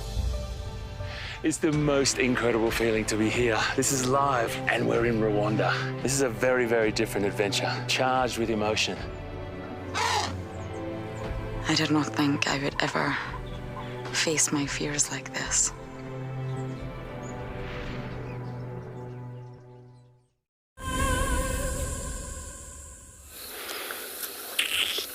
Cool, everyone. So we decided to leave that male lion lying flat there, same place. And then again we were called in that there is a buffalo arriving into this very waterhole here. As you can see, some of them are already feeling comfortable lying right inside of this water. Probably because of our all just loving the weather, and I don't mind getting wet. All they need is it's actually greater temperature for them to be able to move forward. I think they spend a lot of time, I believe so, between this dam and the Juma, which we in Beverly Souk right now in one of the camps. It's called Harduk Wall. So, and they continue again moving north, and they probably, if they don't change that direction, they will appear right at that male, or slightly western side of that direction of that male is right now. So we're going to spend a little bit of a time with them, and then if we lost them in this wood, it's fine. We're going to go back to that male, stand by there, and then if they're going to come out in that area. We're looking at the Savannah Buffalo or Cape Buffalo. Look at this oxpecker, red-billed oxpecker, enjoying getting ticks off this animal. We're looking at the cow there. It's female, two female, chewing the cud. It always, with these ruminant animals, work better when they chew a cud stationary or lying down flat.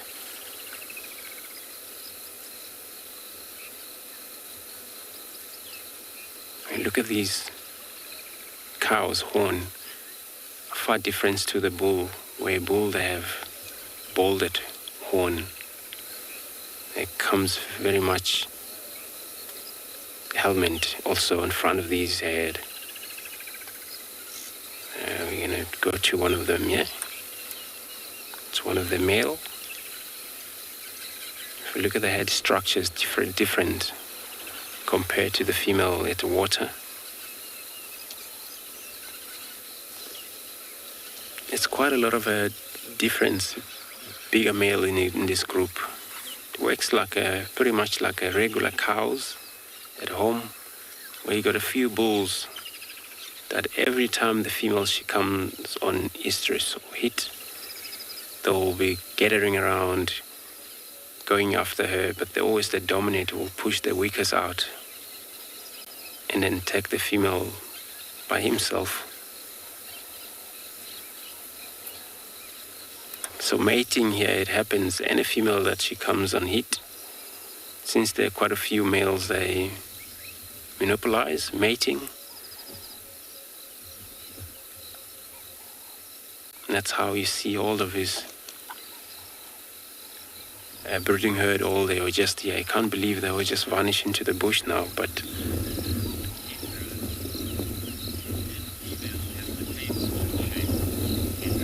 Kenra. So both male and female, they do carry horn, but the different shape of the horn, which on the males they grow helmet on like front of his head. You see very well developed helmet, where female they grow regular horn just like in the ordinary cows. So there is a difference. It's one of the female there. So where the horn for the females grow from in that head structure, you also see where they joined up the horn it's a separate where you see there is a black hair, where on the males you see it's all combined. But you could see that they all separate, but then they're all just balled up.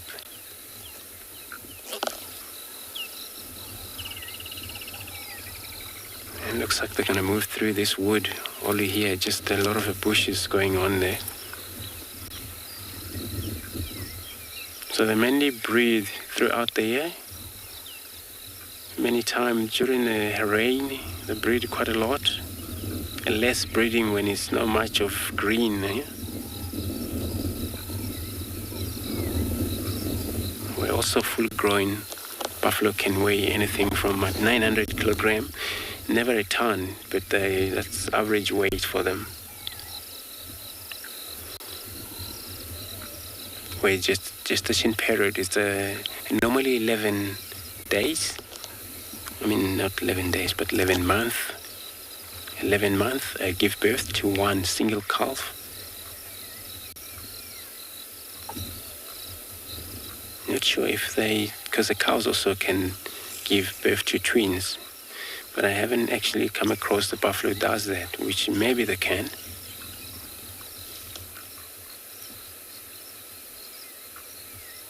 The system on these animals, similar like cows, only the difference is these were all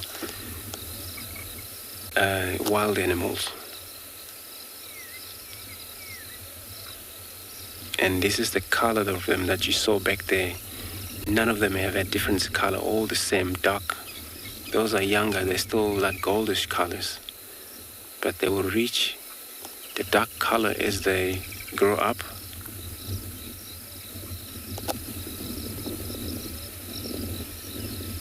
They were almost abandoned animals in this savanna area.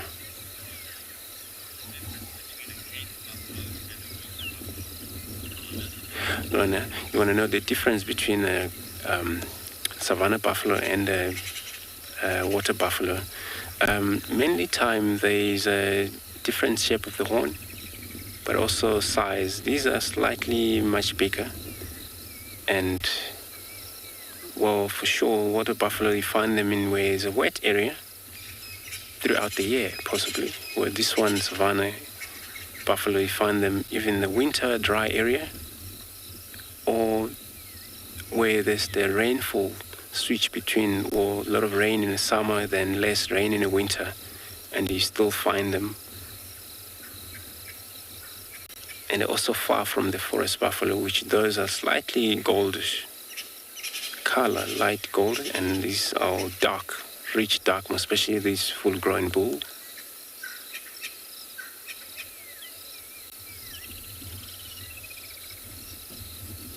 Where herbivores like this, we've seen a lot of them die during the drought. So I'm going to go around and maybe possibly go back around, see if we can meet them again close to that male line, if they ever appear nearby. There, see what happened. We're going to be sending you back to Pinde.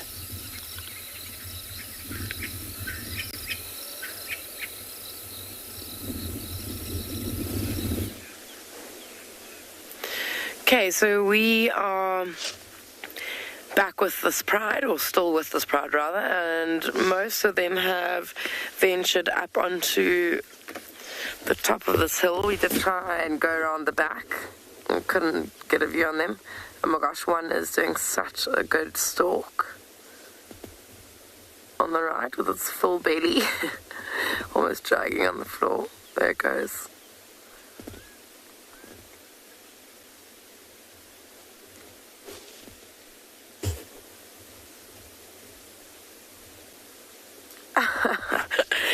That was so half-hearted. The other one knew was coming all along.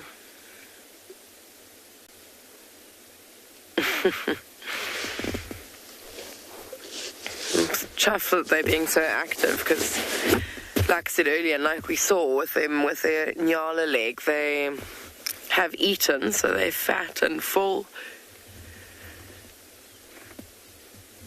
But they are still being quite active, which is so nice. Again, so nice. They bring quite a lot of excitement to a pride of lions. They don't really have to conserve their energy for hunting, so they're happy to expend it on playing and running around, which I already said is very important though. So it's not just kind of frivolous use of their energy, although it seems that way. It's actually very important for their development and for what they'll be doing later on in life, hunting for themselves.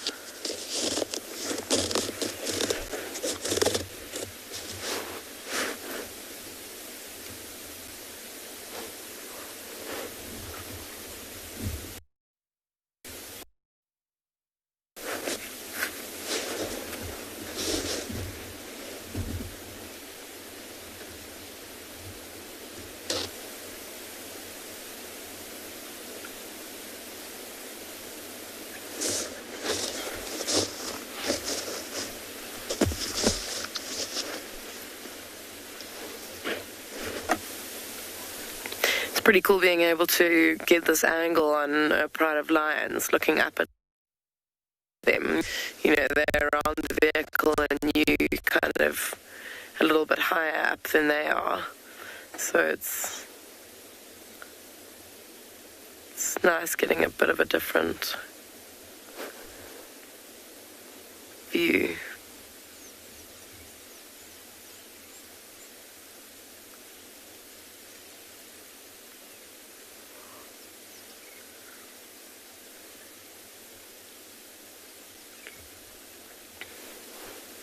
Or even eye level. Pretty epic to be eye level with such magnificent animals.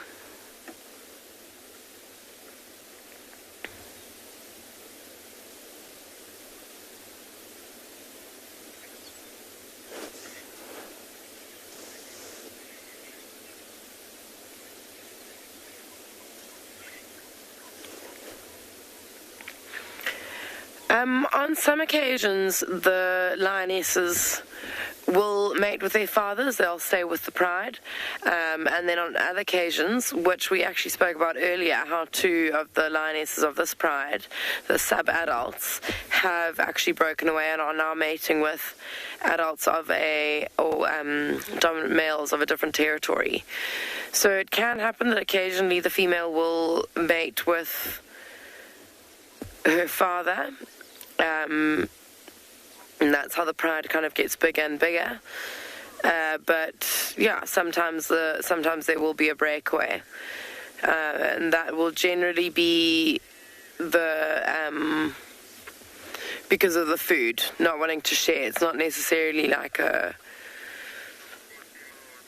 don't know, maybe moral thing. They just will move away because they don't feel the need to, or they don't want to share their meals with a bunch of cubs, so they're happy to head off on their own. But the genetic diversity kind of comes into a pride when the males are overthrown by other males, other dominant males.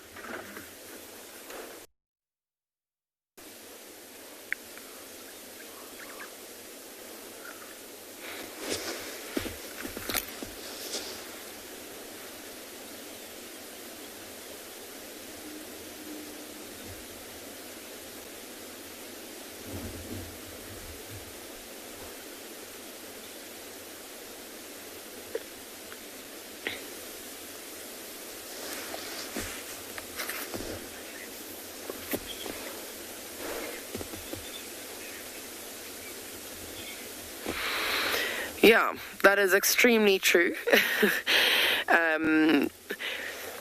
If you've ever, I don't know if any of our viewers, or I'm sure lots of you do or have in the past, had a kitten that then grows into a cat, and you will know from that experience that kittens are far more playful and have a lot more energy to expend than an adult cat. And the adult cats tend to just laze around, sleeping most of the time. And And that is almost exactly the same as what we have here, to sleep pretty much most of the time,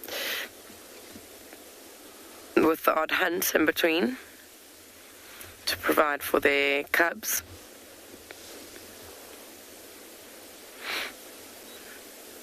So all the energy that they store by sleeping all the time, they put into surviving, so hunting, defending themselves. Whereas cubs don't have that responsibility. They don't yet have to hunt or really defend themselves. They've got their to do. So they're happy to use all the energy that they get from eating and suckling on playing and developing their skills for later on.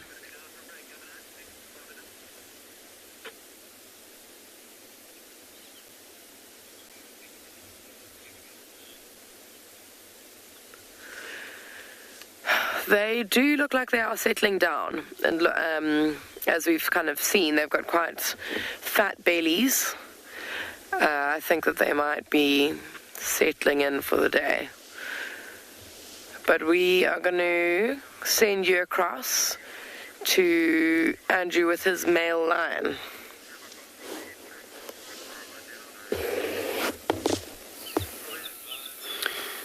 Thanks, Kim. So it's about the same year. We have a male. That male that we had, we actually left him going back to that buffalo to see what they're doing there. So we lost them in this wood coming this way. And we're just going to see if maybe he probably got these buffalo audios, because this is the general position where they might pop out, or slightly western side of here. Where there I saw was one of their probably year-old or year and a half old young buffalo that couldn't move properly, but the older member there behind that young one. So we're just going to see if they ever come around here. He's probably going to be very much, as you can see, he's looking there. He's probably got the audio ready. So he's looking the direction, it's south, the way he's looking. That's where these buffalo coming from. So they might maybe avoid him. The wind, it's very quiet.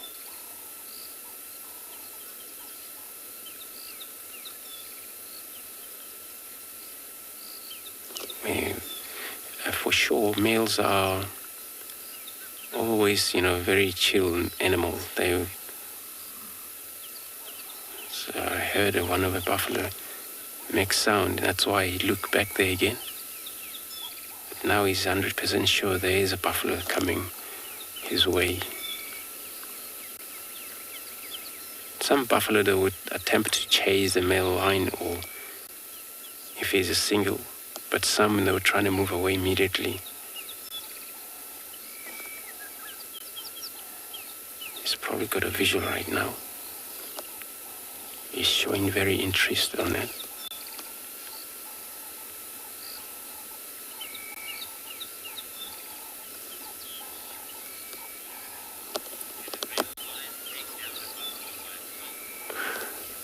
Fiona, yeah, you can, especially female. He could do fully grown female by himself if there is no disturbing.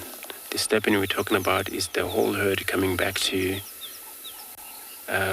chase him off their friend. This is where sometimes.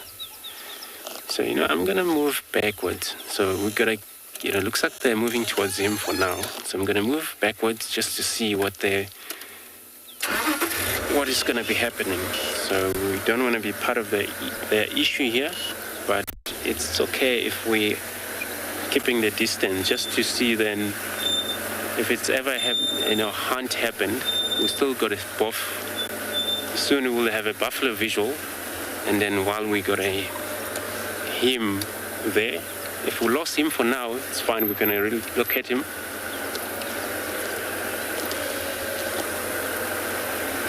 What do you think, Simon? Should I go back slightly, right? So we're gonna wait here. So he's chasing. So we're gonna go. He's chasing. See what happened?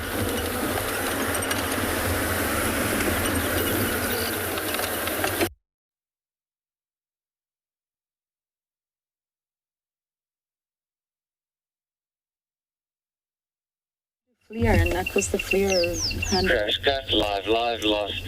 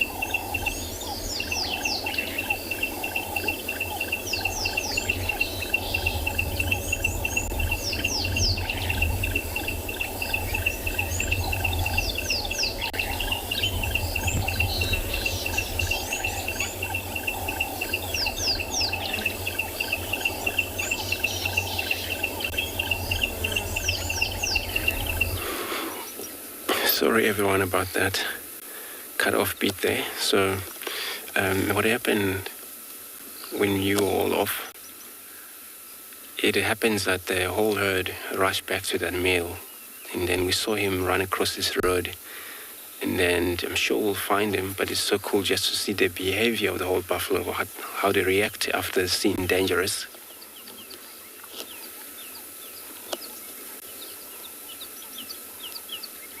So, you know, the way he was running towards them, all he was expecting to see the whole herd run away from him, so he would target any one of the weakest.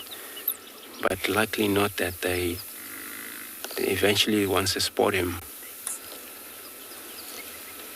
Simon, I think he's got a visuals. Oh, there he is.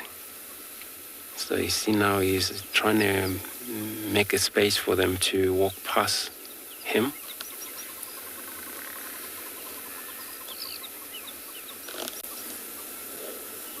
Can't believe that's where they are right now, this buffalo. That's where he was sleeping. But anyway, he tried his luck, and they're still smelling where he was. This is one of a thing that we always talk about. Sometimes when the prey species smell where the danger come from, or any of a chance that the danger is around, they can pick it up. If it's impala, they mainly run away immediately, and they worry too much because they don't know where the danger is. But at least this buffalo know exactly what happened here. They already seen that line already move out of their sight. But they will be slightly crazy for now, like these wandering around, making sure the young one is in the middle, and these older one, they will be surrounding these young ones, so there's no problem with these young ones. Because these are mainly the one that the lions will look for in a herd.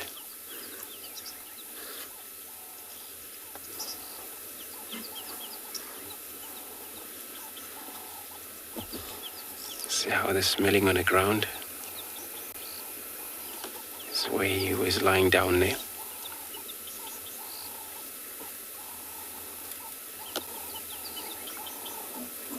So these young ones also gain experience from the bigger one. What is happening there, they take it on, they grow up with it.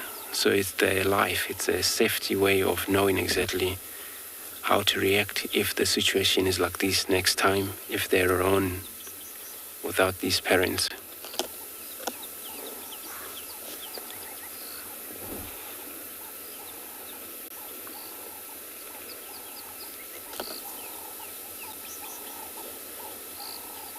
So for him, it's going to be a little bit tough.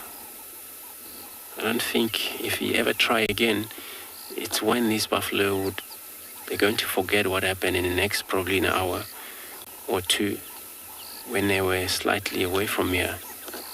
They will forget. But if it was a whole pride, what we've seen happen there, you know, this is how sometimes they succeed in hunting buffalo, because once these buffalo aim on chasing lions, they all spread around as a lion's pride.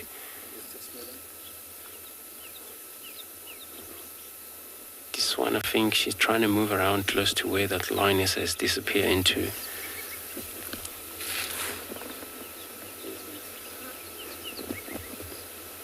They're trying to get a visual of him, but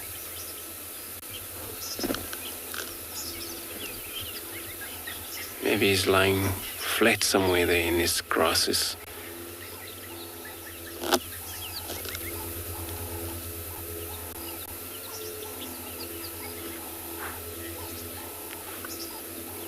Gerard, so what happened is a chance of lion getting killed if the lion doesn't get away, especially this year. He's actually outnumbered by himself, forcing himself into this kind of herd like this.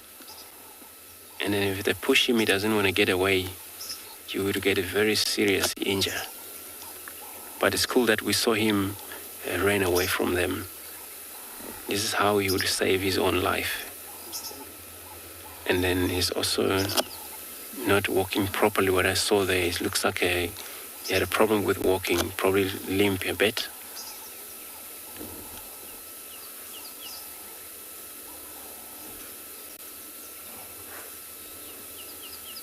This is the last group in the end, and they're still trying to understand, or they don't really believe that they probably, I'm not sure they're 100% sure how many lions. I've only seen one. It's quite easy for the buffalo to behave like this because they've seen this through their lives, hunted by lions mainly in this area. They've been fighting lions.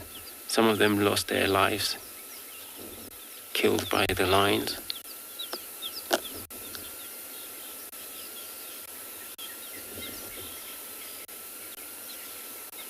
Well, twice I've seen how lions suffer from injury from buffalo. And once that happens, a serious injury would lead to very much severe pain or death. It happens sometimes, he injured that he couldn't walk. So the pride will move out, but they won't bring him food or her food. But they will see how she does or he does. Eventually, you're just gonna lose condition due to starvation. So I'm gonna carefully move, trying to see where this male now he is. It's probably not far from here, but they're already now politely walking past by this scenery here. So let's try and move slightly in.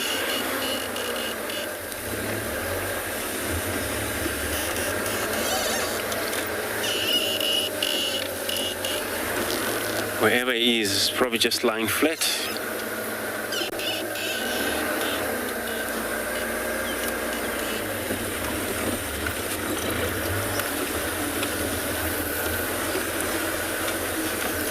I'm going to drive carefully because this was the last sighting of him going in this kind of area like this.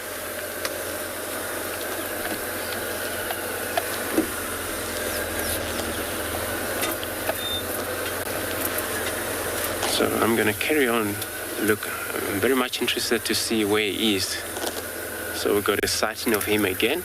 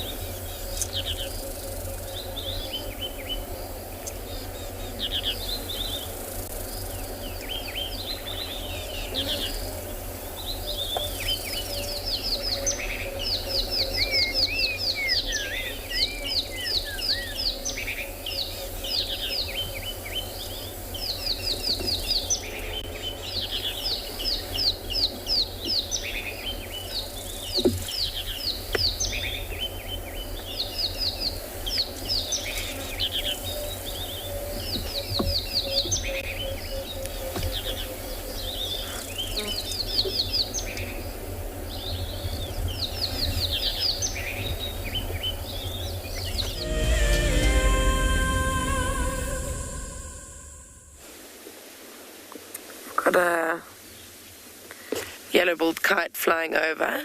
But more excitingly, we've got 2 black rhinos quite off in the distance. Can't get much closer than we are. The one on the right is very characteristically sticking his head up in the air, showing us off his much rounded face compared to the white rhino. More round ears as well. And then that sway in the back, that deep dip, which the white rhino doesn't have. So just a few of the things that we use to identify a black rhino from a white rhino from this distance. But always a very, very cool sighting. Black rhino are fairly endangered and more threatened than the white rhino, so very, very cool that we can see 2 together like this.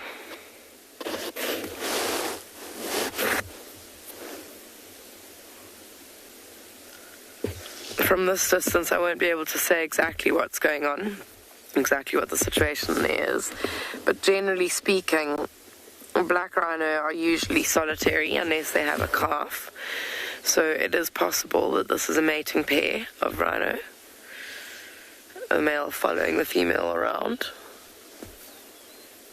mating with her every now and again.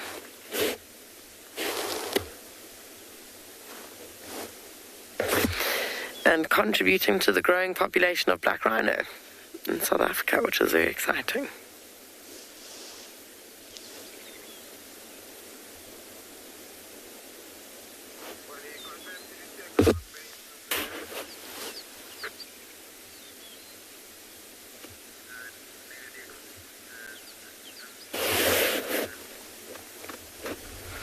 Very slowly kind of moving off into the thicket. And as we know, black rhino are browsers as opposed to grazers. So browsers being those that eat off of trees and bushes, and grazers that eat the grass. So the habitat we can see them in at the moment, there's quite a lot of bushes around them, so that's perfect for them. They would feel very happy and concealed in those bushes. There's plenty for them to eat, if that is what they are up to.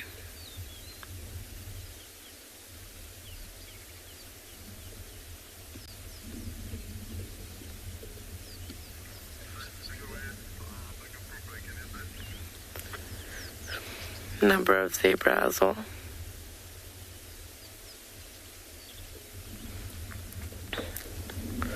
We noticed even last night, or like quite often, we come across these low-lying areas where we find the zebra or other grazing animals. Like yesterday we were in that open area that was kind of, well, it was a very low-lying area. And the grass always seems a bit greener in those areas, and then you see that the animals take advantage of that and move into those valleys or drainage lines.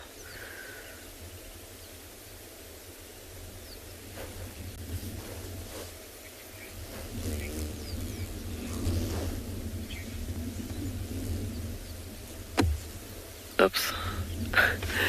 There's a beetle attacking Owen. But we are going to, I think, maybe get a little bit of a closer look. We'll see if we can't get closer to these rhinos. Otherwise, we might see if we can get a little bit closer to the zebra. But we'll send you over to some buffalo and lion, which sounds quite exciting.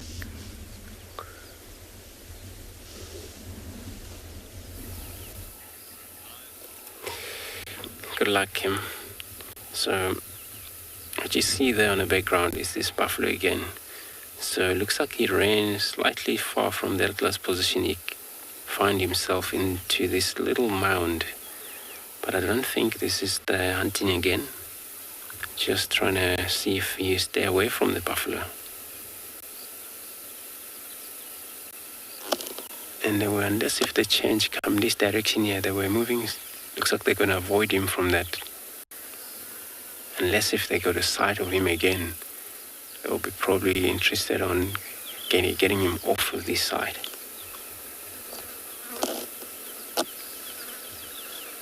But he's looking also, he's aware of he might be pushed out of here soon.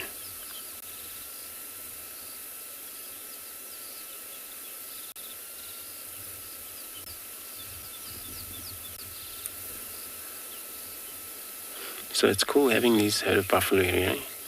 If it's ever, I know the bride haven't actually been seen this morning. But if it's a chance the herd, this bride, this buffalo herd, that they're around here, they would probably come in, even this time of the day where it's still cloudy and very nice for them. They have a lot of energy to do that. Unless if they're static on a kill somewhere else, they're probably not going to bother coming out back here.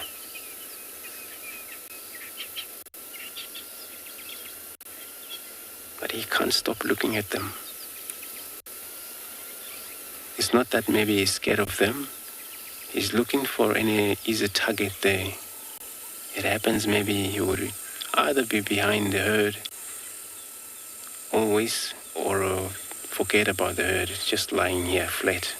Let them go.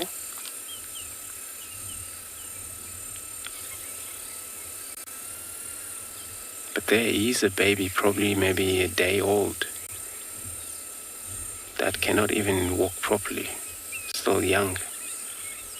Maybe that's why they're so strict in terms of not letting anything close by to them.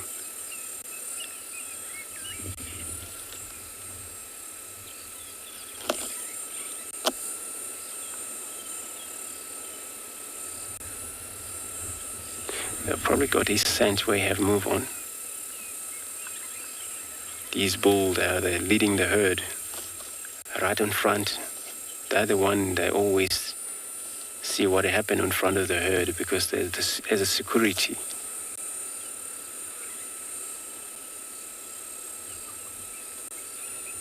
He's now worried a little bit because some buffalo looks like they still haven't passed here. There's a chance they might turn to his position.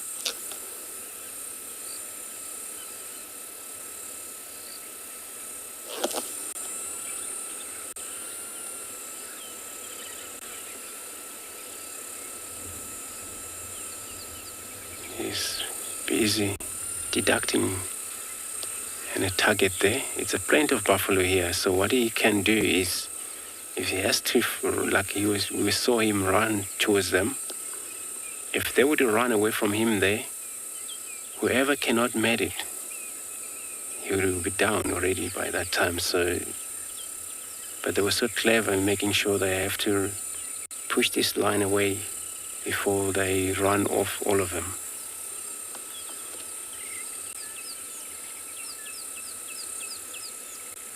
I might say that, a herd of buffalo, they're less dangerous than single or three buffalo, especially we're talking about if a human being walking around close to them. You would worry too much about these single buffalo, but not these herd where there's a chance they may run away from you, not to come back, or they may come back, but they did run away first time.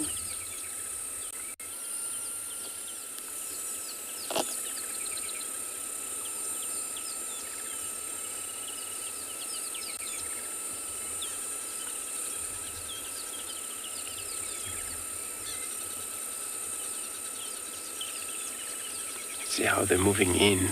They're also putting their nostrils down. Some of them feeding, but some of those I have seen, they know the danger, what is like exactly. And they would make sure that they're sure where that line is.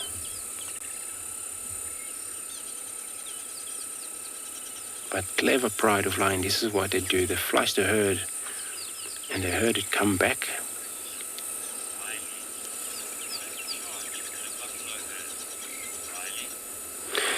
Raleigh? Yes. So what would happen is that they would probably, run through the herd, and they're trying to flush the head. So everybody will just gonna lose control and run around and pick any target they're comfortable with in the herd. But if what we've seen there looks like everything was out of control because he singled himself. And they already saw, since he was coming from the way distance, it was clearly open enough for them to even know exactly that he's the only one, and they were probably gonna chase him off. So if it was a whole pride, what they would do, each one would take its own position when they do that.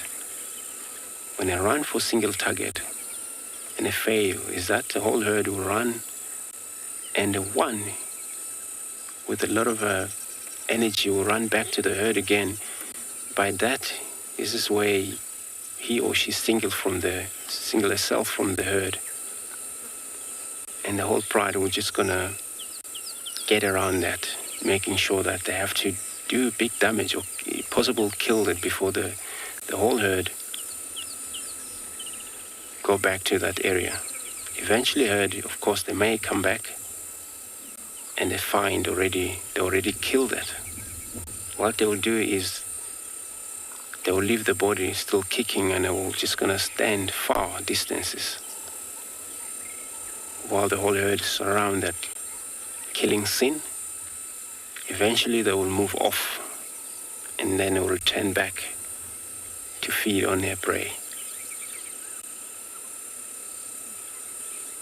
But maybe they haven't spotted him yet, because there's a lot of brushes between him and them. But maybe he might actually wanted to move, then they will spot him. He's gonna probably run past our car here, and it's the only position I am right now where we can get everybody's signal.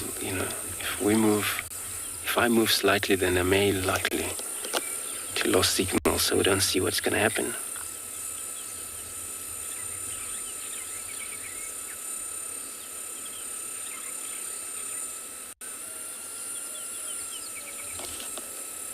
See, they don't really know that exactly is there yet. But once they spot him, but he's not feeling comfortable, he may move. He's like, no, I'm gonna move. I'm outnumbered.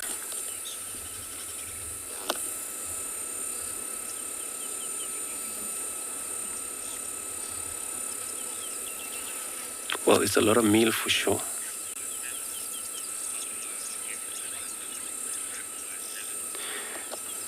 Trample 07, you're right, you can actually see how they actually motion in. They're actually doing very slow motion in here, or they can spot him already. He's growling.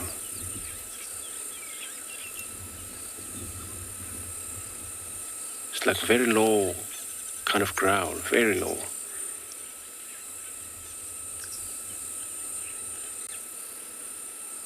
Maybe this is to say it's enough, stay back there. I'm not gonna hunt you again, but I'm sure they will push him off.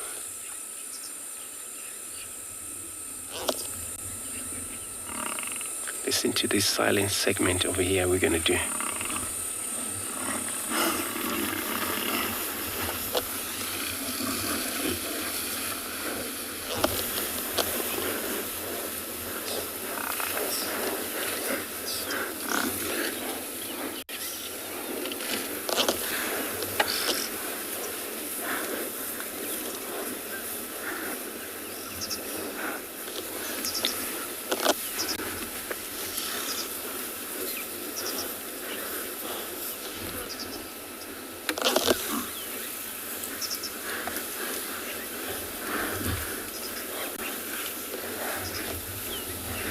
There won't be any chance for him for now. They're already aware of him. You can see all of these bulls that we were talking about with this helmet head already in this area. So they are the one that they will win a situation here if it says anything, because they are the one that making sure the whole herd are all safe.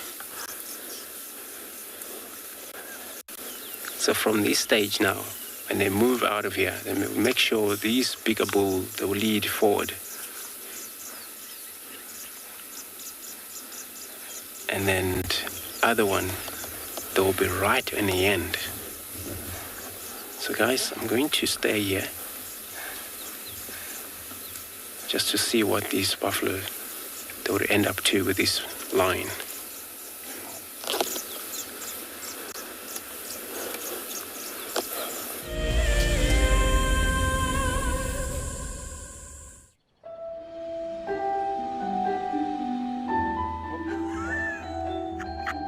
Is it just pretended to be dead?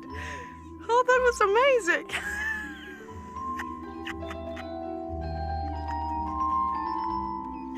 I can't. How do I?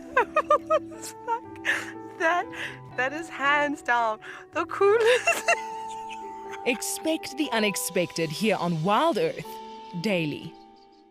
Wild Earth is launching our brand new Explorer program with an opportunity to win a very special Wild Earth expedition. The lucky winner will get a behind-the-scenes Wild Earth experience at the magnificent and beyond Ngala Tainted Safari Camp.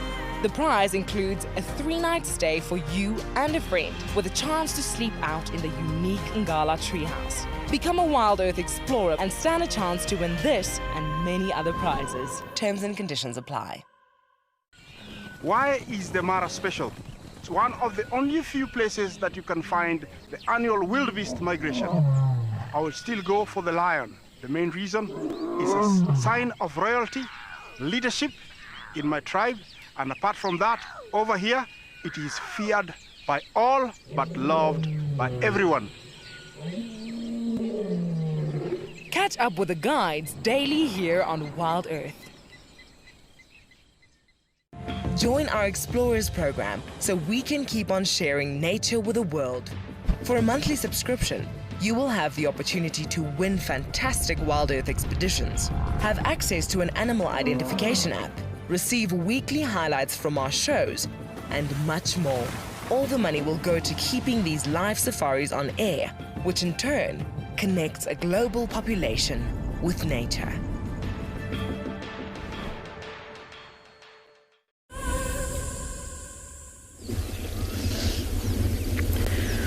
So while we were watching those black rhino, we did come down to see if we could get a closer look, and we have been unable to. But we found a tawny eagle and a vulture sitting up in a tree. There was a third bird of prey that we actually couldn't identify. It was another brown eagle, and it flew away before we were able to work out what it was. But them sitting in the tree here leads us to believe that there must be something around for them to be snacking on.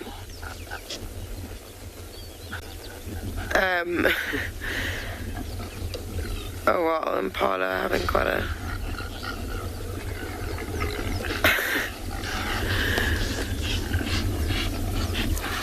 a display of dominance. It's the most hilarious noise.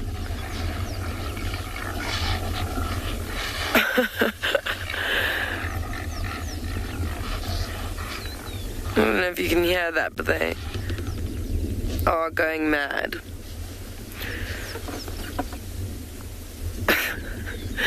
That's hilarious. I don't know who started that.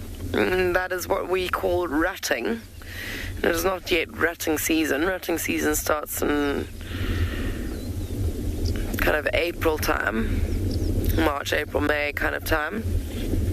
And that's when they will be fighting each other for their own harem of females. But the tawny eagle is being...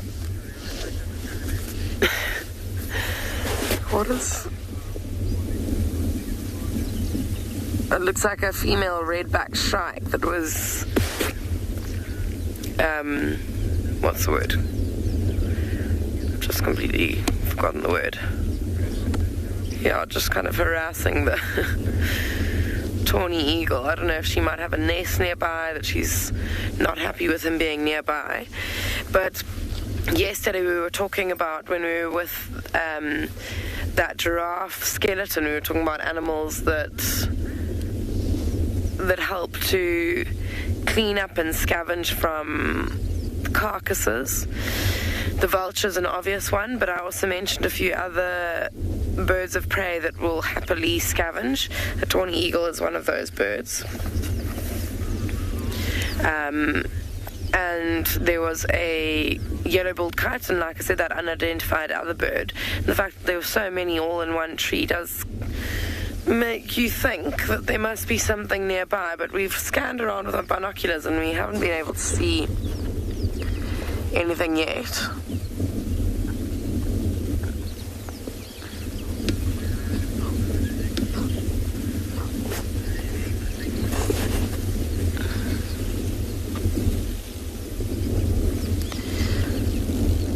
That tawny eagle keeps calling us, well, as if there is another one around. They are monogamous, and you can quite often see them in pairs, especially around this time of year, which is egg-laying kind of time of the year, or raising of young. There's the redback shrike back again.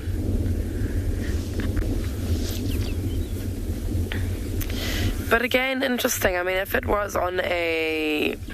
was a carcass nearby that it was interested in, I don't feel like it would be making these noises and attracting any attention to itself.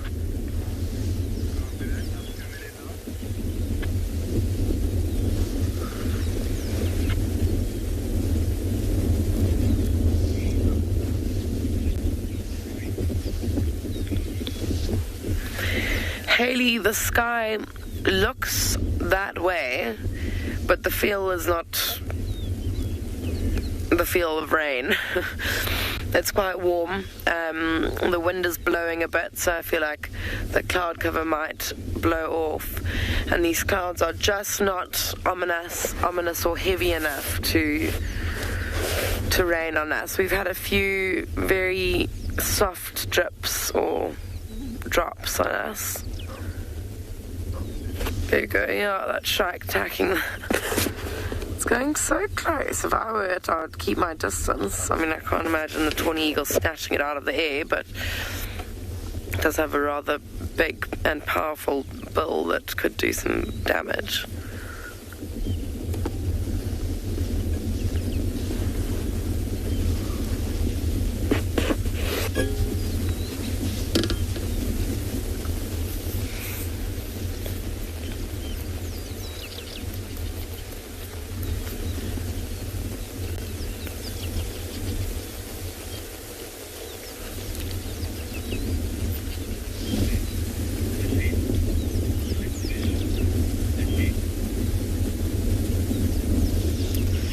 It is a nice visual, and I think we're probably going to stay with him and see if that calling gets another bird to come in. Shame that redback shark is really giving him a hard time. The tawny eagle seems to kind of forget that there's someone tormenting him, and then the redback shark, just to remind him, gives a good, like, literally almost looks like he bops him on the head with her claws, and then carries on to mob her.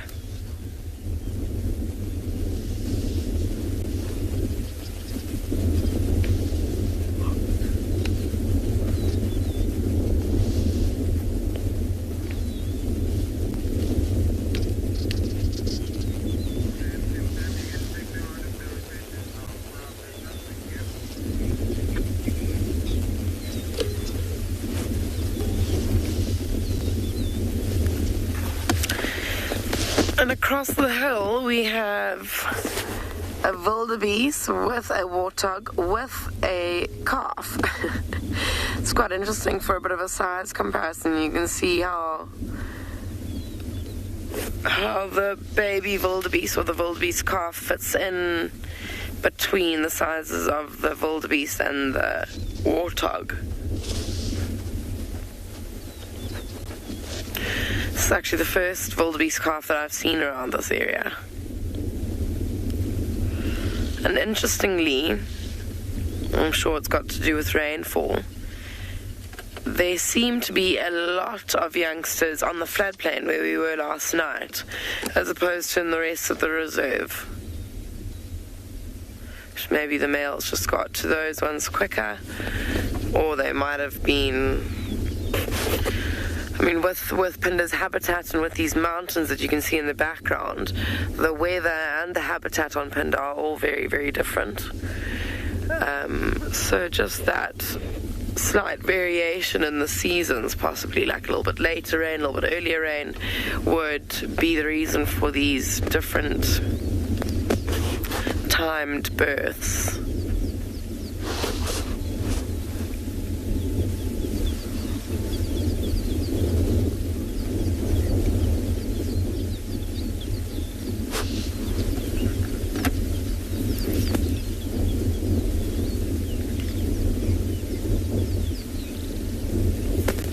Sweet, and you can see that wildebeest having a little run. Just like the lion cubs, remember we were talking about how young animals tend to have more energy than the adults, and that little wildebeest with his little unnecessary, or seemingly unnecessary sprint showcased that energy. And it's quite far, but you'll see or you'll notice with baby wildebeest or wildebeest calves, they have very spindly little legs, and they're running around and playing. It's very important for developing that muscle and building those muscles around the legs.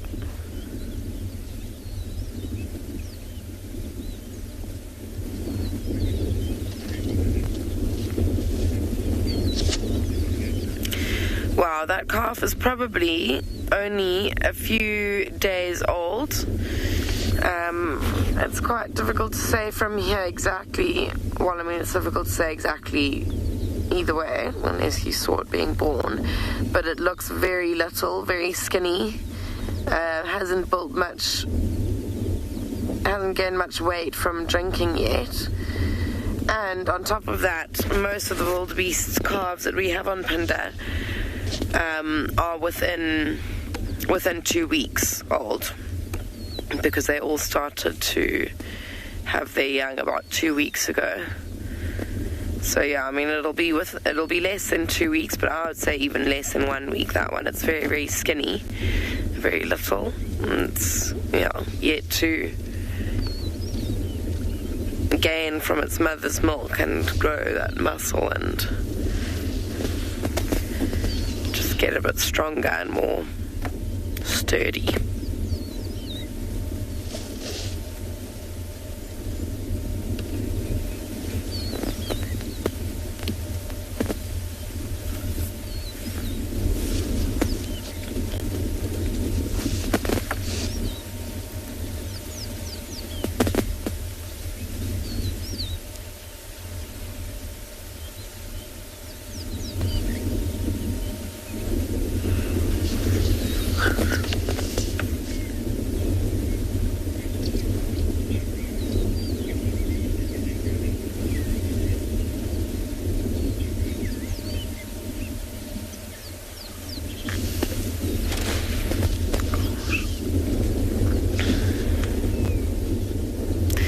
There's a yellow-billed kite flying around, and it's quite nice that he's left the tawny alone, because earlier, before we came to you, the yellow-billed kite was actually mobbing the tawny eagle.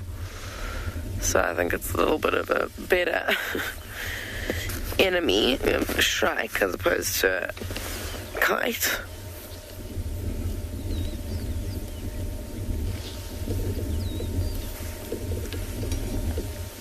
Having said that, though, shrikes are very awesome little birds of prey. Mrs. Sunshine, the wildebeest, I think it is in a herd. I just think that they are possibly on the other side of the hill to us right now. I don't think we can see see the rest of the herd. It would be unusual for them to be alone.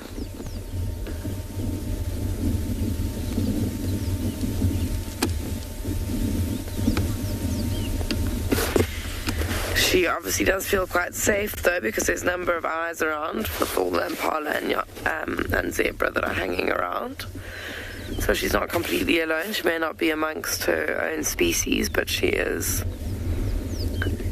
still with a group that will help her to look out for any threats. But yeah, I mean, wildebeests have their calf in herds. They give birth in the herd, and the herd will actually form a bit of a barrier, a very loose circle around the female, or they'll show a lot of interest in the female that's giving birth.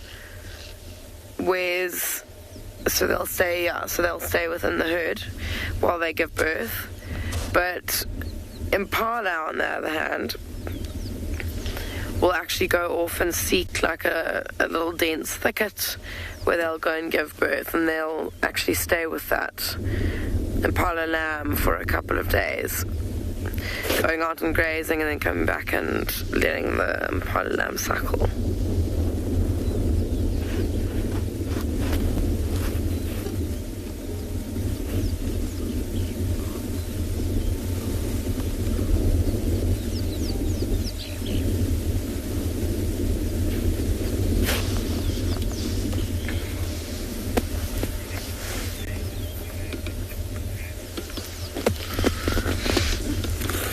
Lee, a lot of wildebeest do get killed by predators, but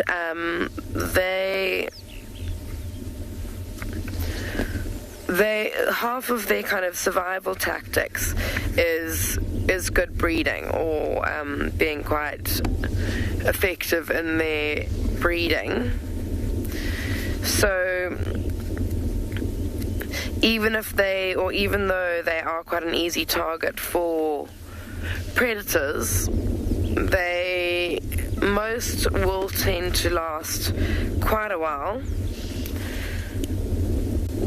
because of their herd tactics and because of the breeding and multiplying of numbers and growing populations. So their numbers should continue to grow, depending obviously on how many predators there are in the area. But this one would do well to get back to her herd.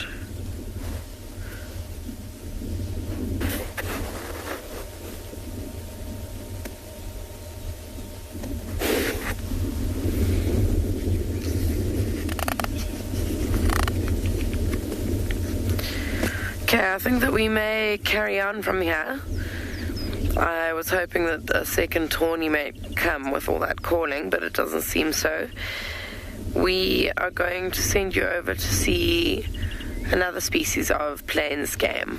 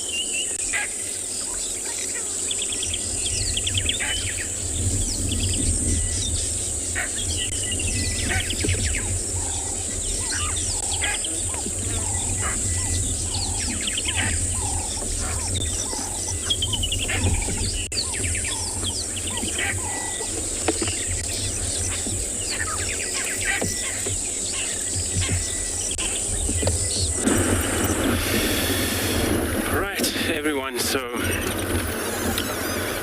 we have decided to leave our male line and the whole herd of buffalo, but now they have moved separate, where the herd of buffalo have moved slightly north from that last position where we were running around a little bit, and the lines, we left him lying, but in a thicket where we don't get to feed, we don't have a signal, so we just decided to give it a little bit of the break runner right now, and then we're going to try something else on the eastern side while we're working around here, possibly elephants we'll be looking for. If it's a chance, a leopard maybe, we're in the north where, Talamba is it by chances she may be seen, or this is just the luck, and then this is how we're going to be moving around, and we're just going to see what else we pick it up and then put on a frame for everyone to have a look of what we see. So I believe is linked giraffe in Tpinda.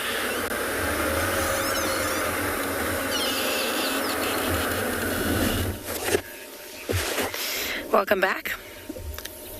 We have found some giraffes, and they seem to be feeding on some small fever trees, the little leaflets on the fever trees.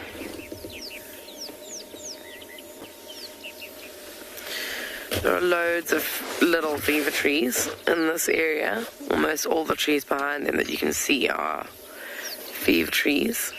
It's really quite beautiful when they all grow big and old.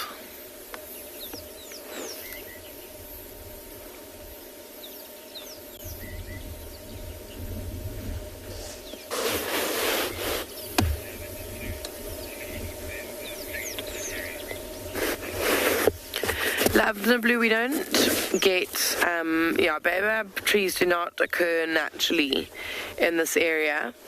There is actually one that someone planted on the reserve, but it is not doing so well. It's not the right. I'm not sure what's not right about it. Actually, I don't really know why why it's not successful here. But yeah, it's kind of very stunted in growth. It's all trunk and not many branches and not many leaves.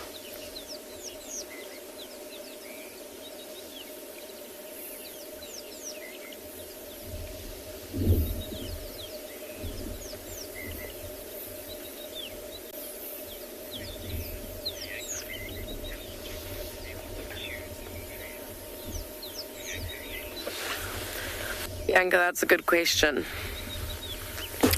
They have quite tough tongues, but they won't necessarily actually chew and eat the thorns. What they do is they use those long, tough tongues to kind of curl around a branch, say, and then pull back off the branch, collecting all the little leaves that come off with their tongue. They do actually, they tend to avoid.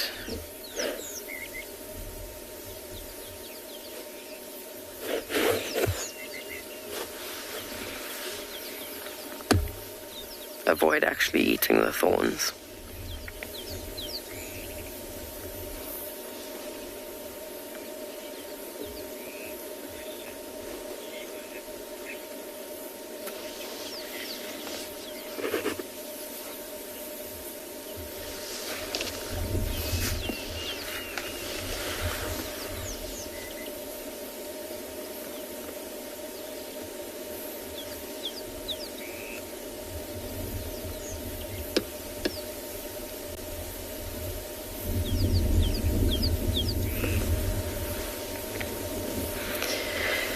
Levi, apparently giraffes can get up to 6 meters high, which is quite tall.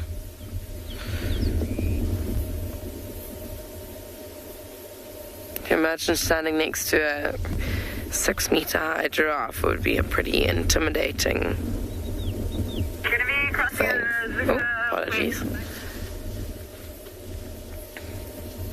So that would probably be like quite a big male giraffe at 6 meters. I'd say they probably average around just over 4, between 4 and 5 meters. I'd say like a female giraffe would normally be.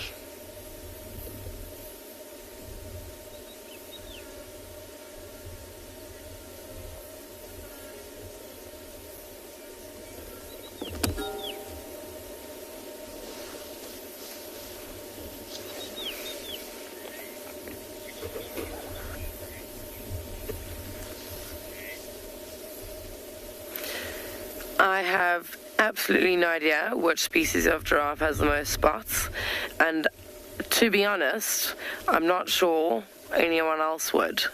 I do not think that that's something that people have looked at and worked out and concluded or come to a conclusion about.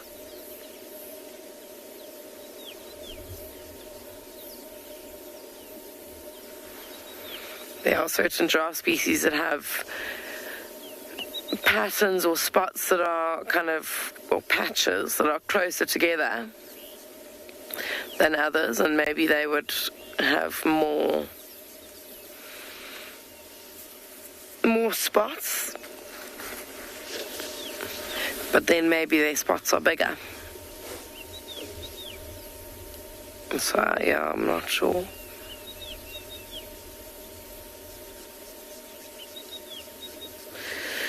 Sure, even despite this cloud cover, the heat is rising. It's getting a bit hot. Animals have all gone and had their drink for the morning. The watering hole.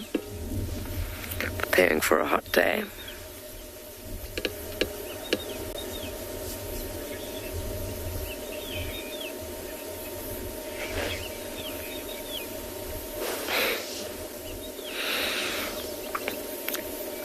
Not sure. I don't know if anyone's ever tried, and I most certainly have not, nor have I seen anyone ever try. But if you look at the slope of the giraffe's back, I don't think it would be a very comfortable animal to ride. I don't even know how well they are habituated or tamed. I'm sure if you tried very hard that you could tame one and let it ride on its back, but well, I'm sure that someone in the history of time must have attempted that at some point. I mean, why are they not, or why were they not, giraffe being ridden by clowns in circuses? That would be quite a spectacle. I'm sure that people would have attempted. So maybe it's not quite possible. Oh, we've got a herd of buffalo coming in front of us.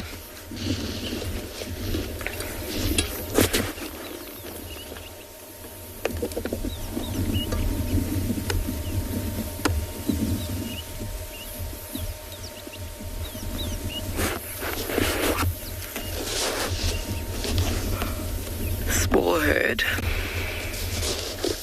Well, there may be more to come. They've also just come from the watering hole. And they'll probably now be trying to find somewhere to, or just be moving through the area grazing.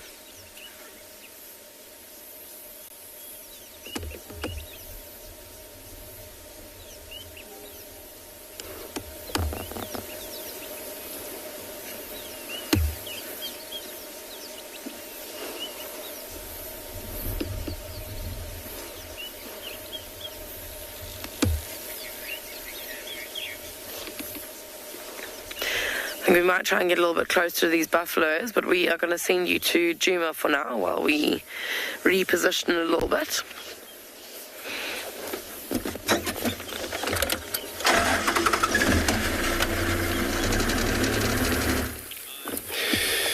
right, everyone. So, since we're on the look for anything we can find, so now we come across the very interesting flowers. As you can see, I mean, sometimes you find these flowers slightly yellow. We're in the area, we have two kind of like a different color, which is some are yellow, some are kind of like this color, but it's called day flower. Sorry, the radio is giving a lot of sound. So a day flower or comoline. So it's one of the plants actually out in the wild where, you know, if I don't know if I can able to come through, Simon, there. So in the middle of this flower, it's a little position where it hold a little bit of a water. But that water has actually been used for eye drop. Whoever actually suffer with the eye in the bush, they would use that. Look for the a flower, which then is very difficult to look for the flower. If it's a winter, then you won't find it, or you can find it, but then it won't be any flower that is like that. So they're only flowering this time of year, and most of the flower, including this morning glory flower, is all of type.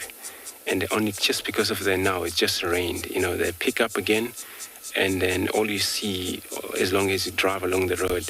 But mainly the elephants love the plants, feed on them itself, not the flowers. Can feed on a flower, doesn't matter. But a lot of time, baboon will go, monkeys will go for flowers because it's kind of like test sweeted, little water that comes out of that.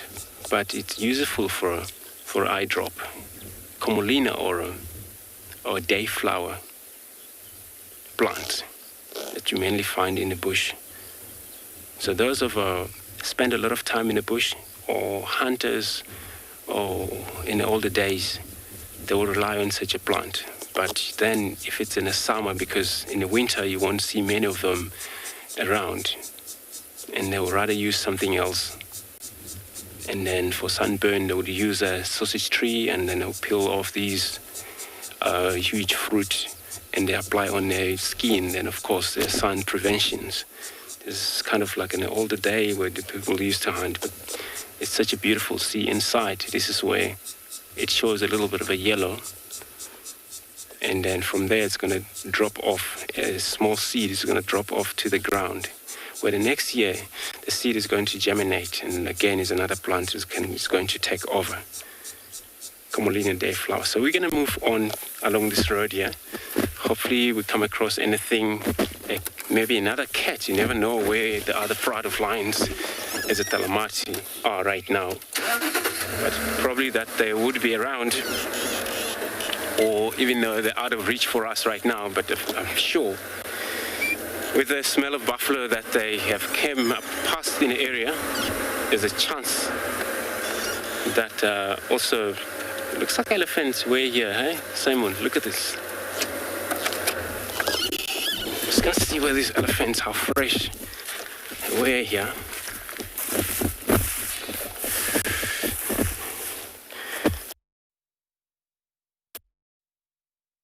In the middle of the night, so the soil itself, it's not actually very bad to tell. It was actually raining yesterday, but all it does, you know, every time animals have walked through here, excavate that take places, all soil that is disturbed, probably digging for the hole, not for that, but probably for a tubers. That is actually, it's in underneath of the, or very much deep inside. So those are the one of, I don't know if Simon you can able to zoom in there, or clearly enough, but not, probably not with the camera. But they would actually dig for a tubers, which is usually on the ground, maybe 45 centimeter off the ground. Sometimes some of them can be deeper enough like that, but it's only very much good chance for the elephants to disturb the grasses or the ground. It's when it's wet, and then they would use their 4 feet to dig, but support the trunk to able to get. Even there is a root where some of the roots is probably showing out here.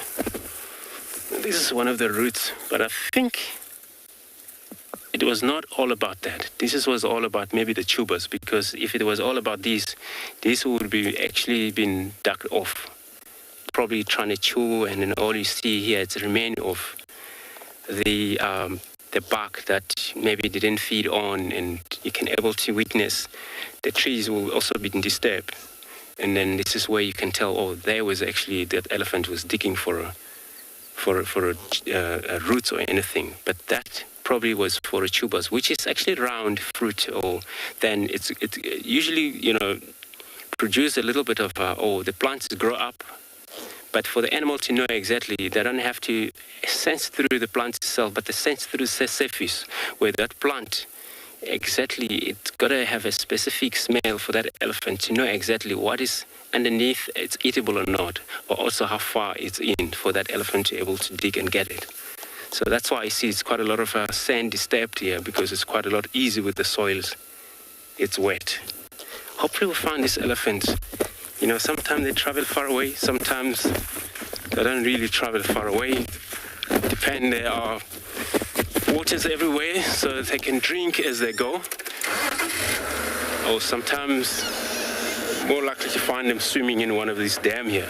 So we're heading slowly south again towards the Gari Dam. That's where you're going to be checking in there. I'm going to send you to Lauren with her silent segment.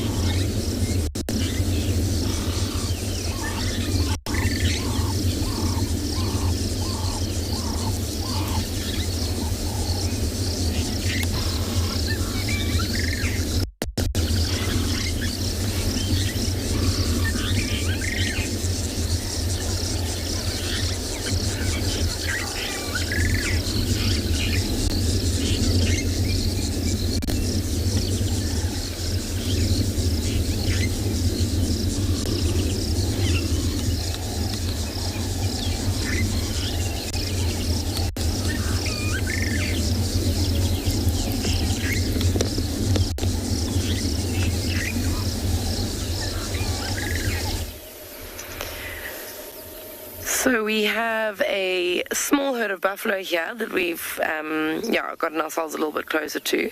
We did have a rhino who ambled on through, but he was not very keen to be on camera, so he's shuffled off into those small fever trees that the giraffe were feeding on. But these buffaloes are being pretty chilled. They're not going anywhere. Not even really feeding. Some are chewing the cud. You can see that one right in the center. Chewing and chewing and chewing away.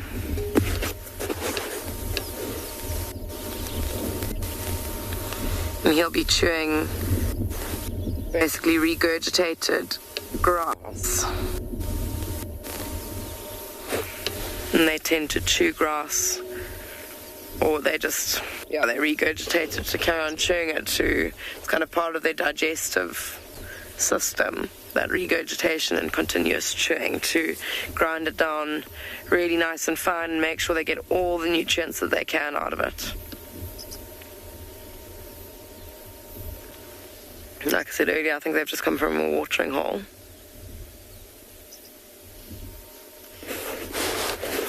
And they will probably be looking for somewhere to go and feed for the day, go and graze.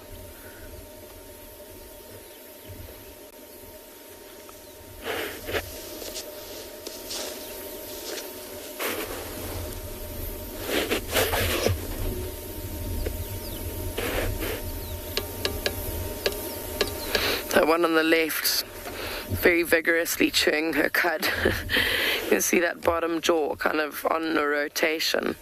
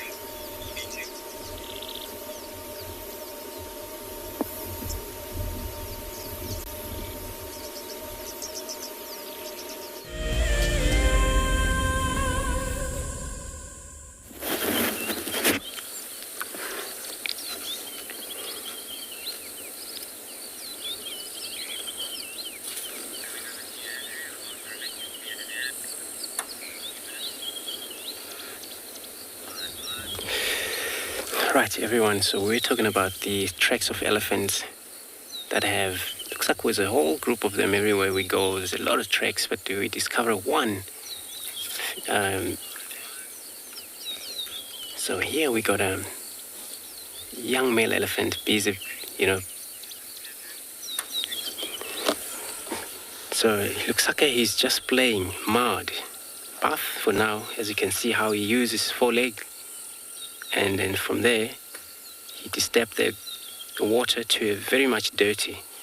And all he does is suck into the trunk and they would spray over himself just like that. So this is a way of cooling off and then making sure that the whole rankle or the crack or fold over the skin, it's well plastered with this mud. And then they would probably eventually find one trees or some of these low trees or straight trees and rub against that. Also for that reason it's all about squash all the ticks, parasite, eggs that are laid in these folders by the parasite. But elephants, they love mud, they love water, playing with water. And all he does there, it's not all about the heat. It's not actually very hot yet, but they need, every time is water. This is how they create their own puddle of water everywhere they go. For the next time they'll be around here.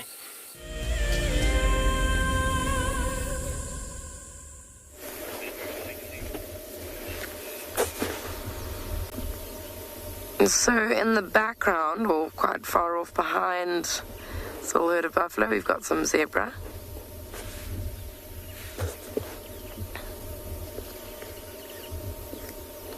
And always an interesting companion to animals like buffalo and like zebra is the oxpecker. Here in Phinda we've just got the red-billed oxpecker.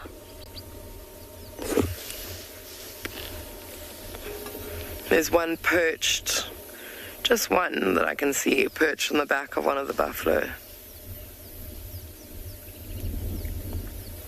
It's quite interesting. Earlier there were two. Let's see if I can see that other one. I can't even see the one now.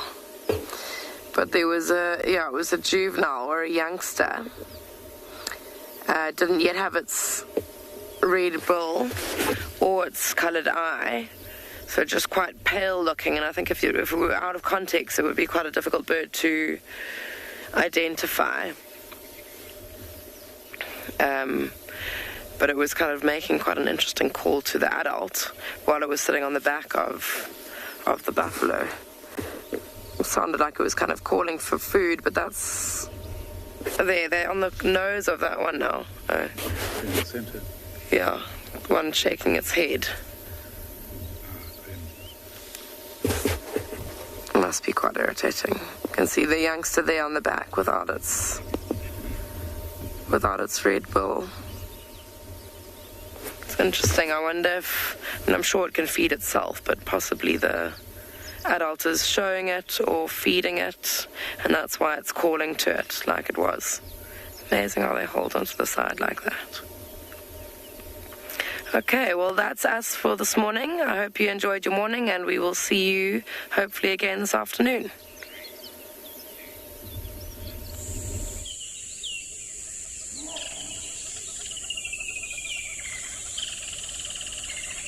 This program features live coverage of an African safari and may include animal kills and carcasses. Viewer discretion is advised.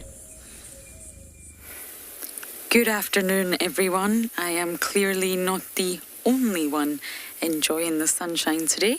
My reptilian friend over here, the rock monitor, is also enjoying it, lying flat on the log and, well, soaking up all the rays. So I'm very happy the sun is out, and of course it's your live safari. It's time through the African bush.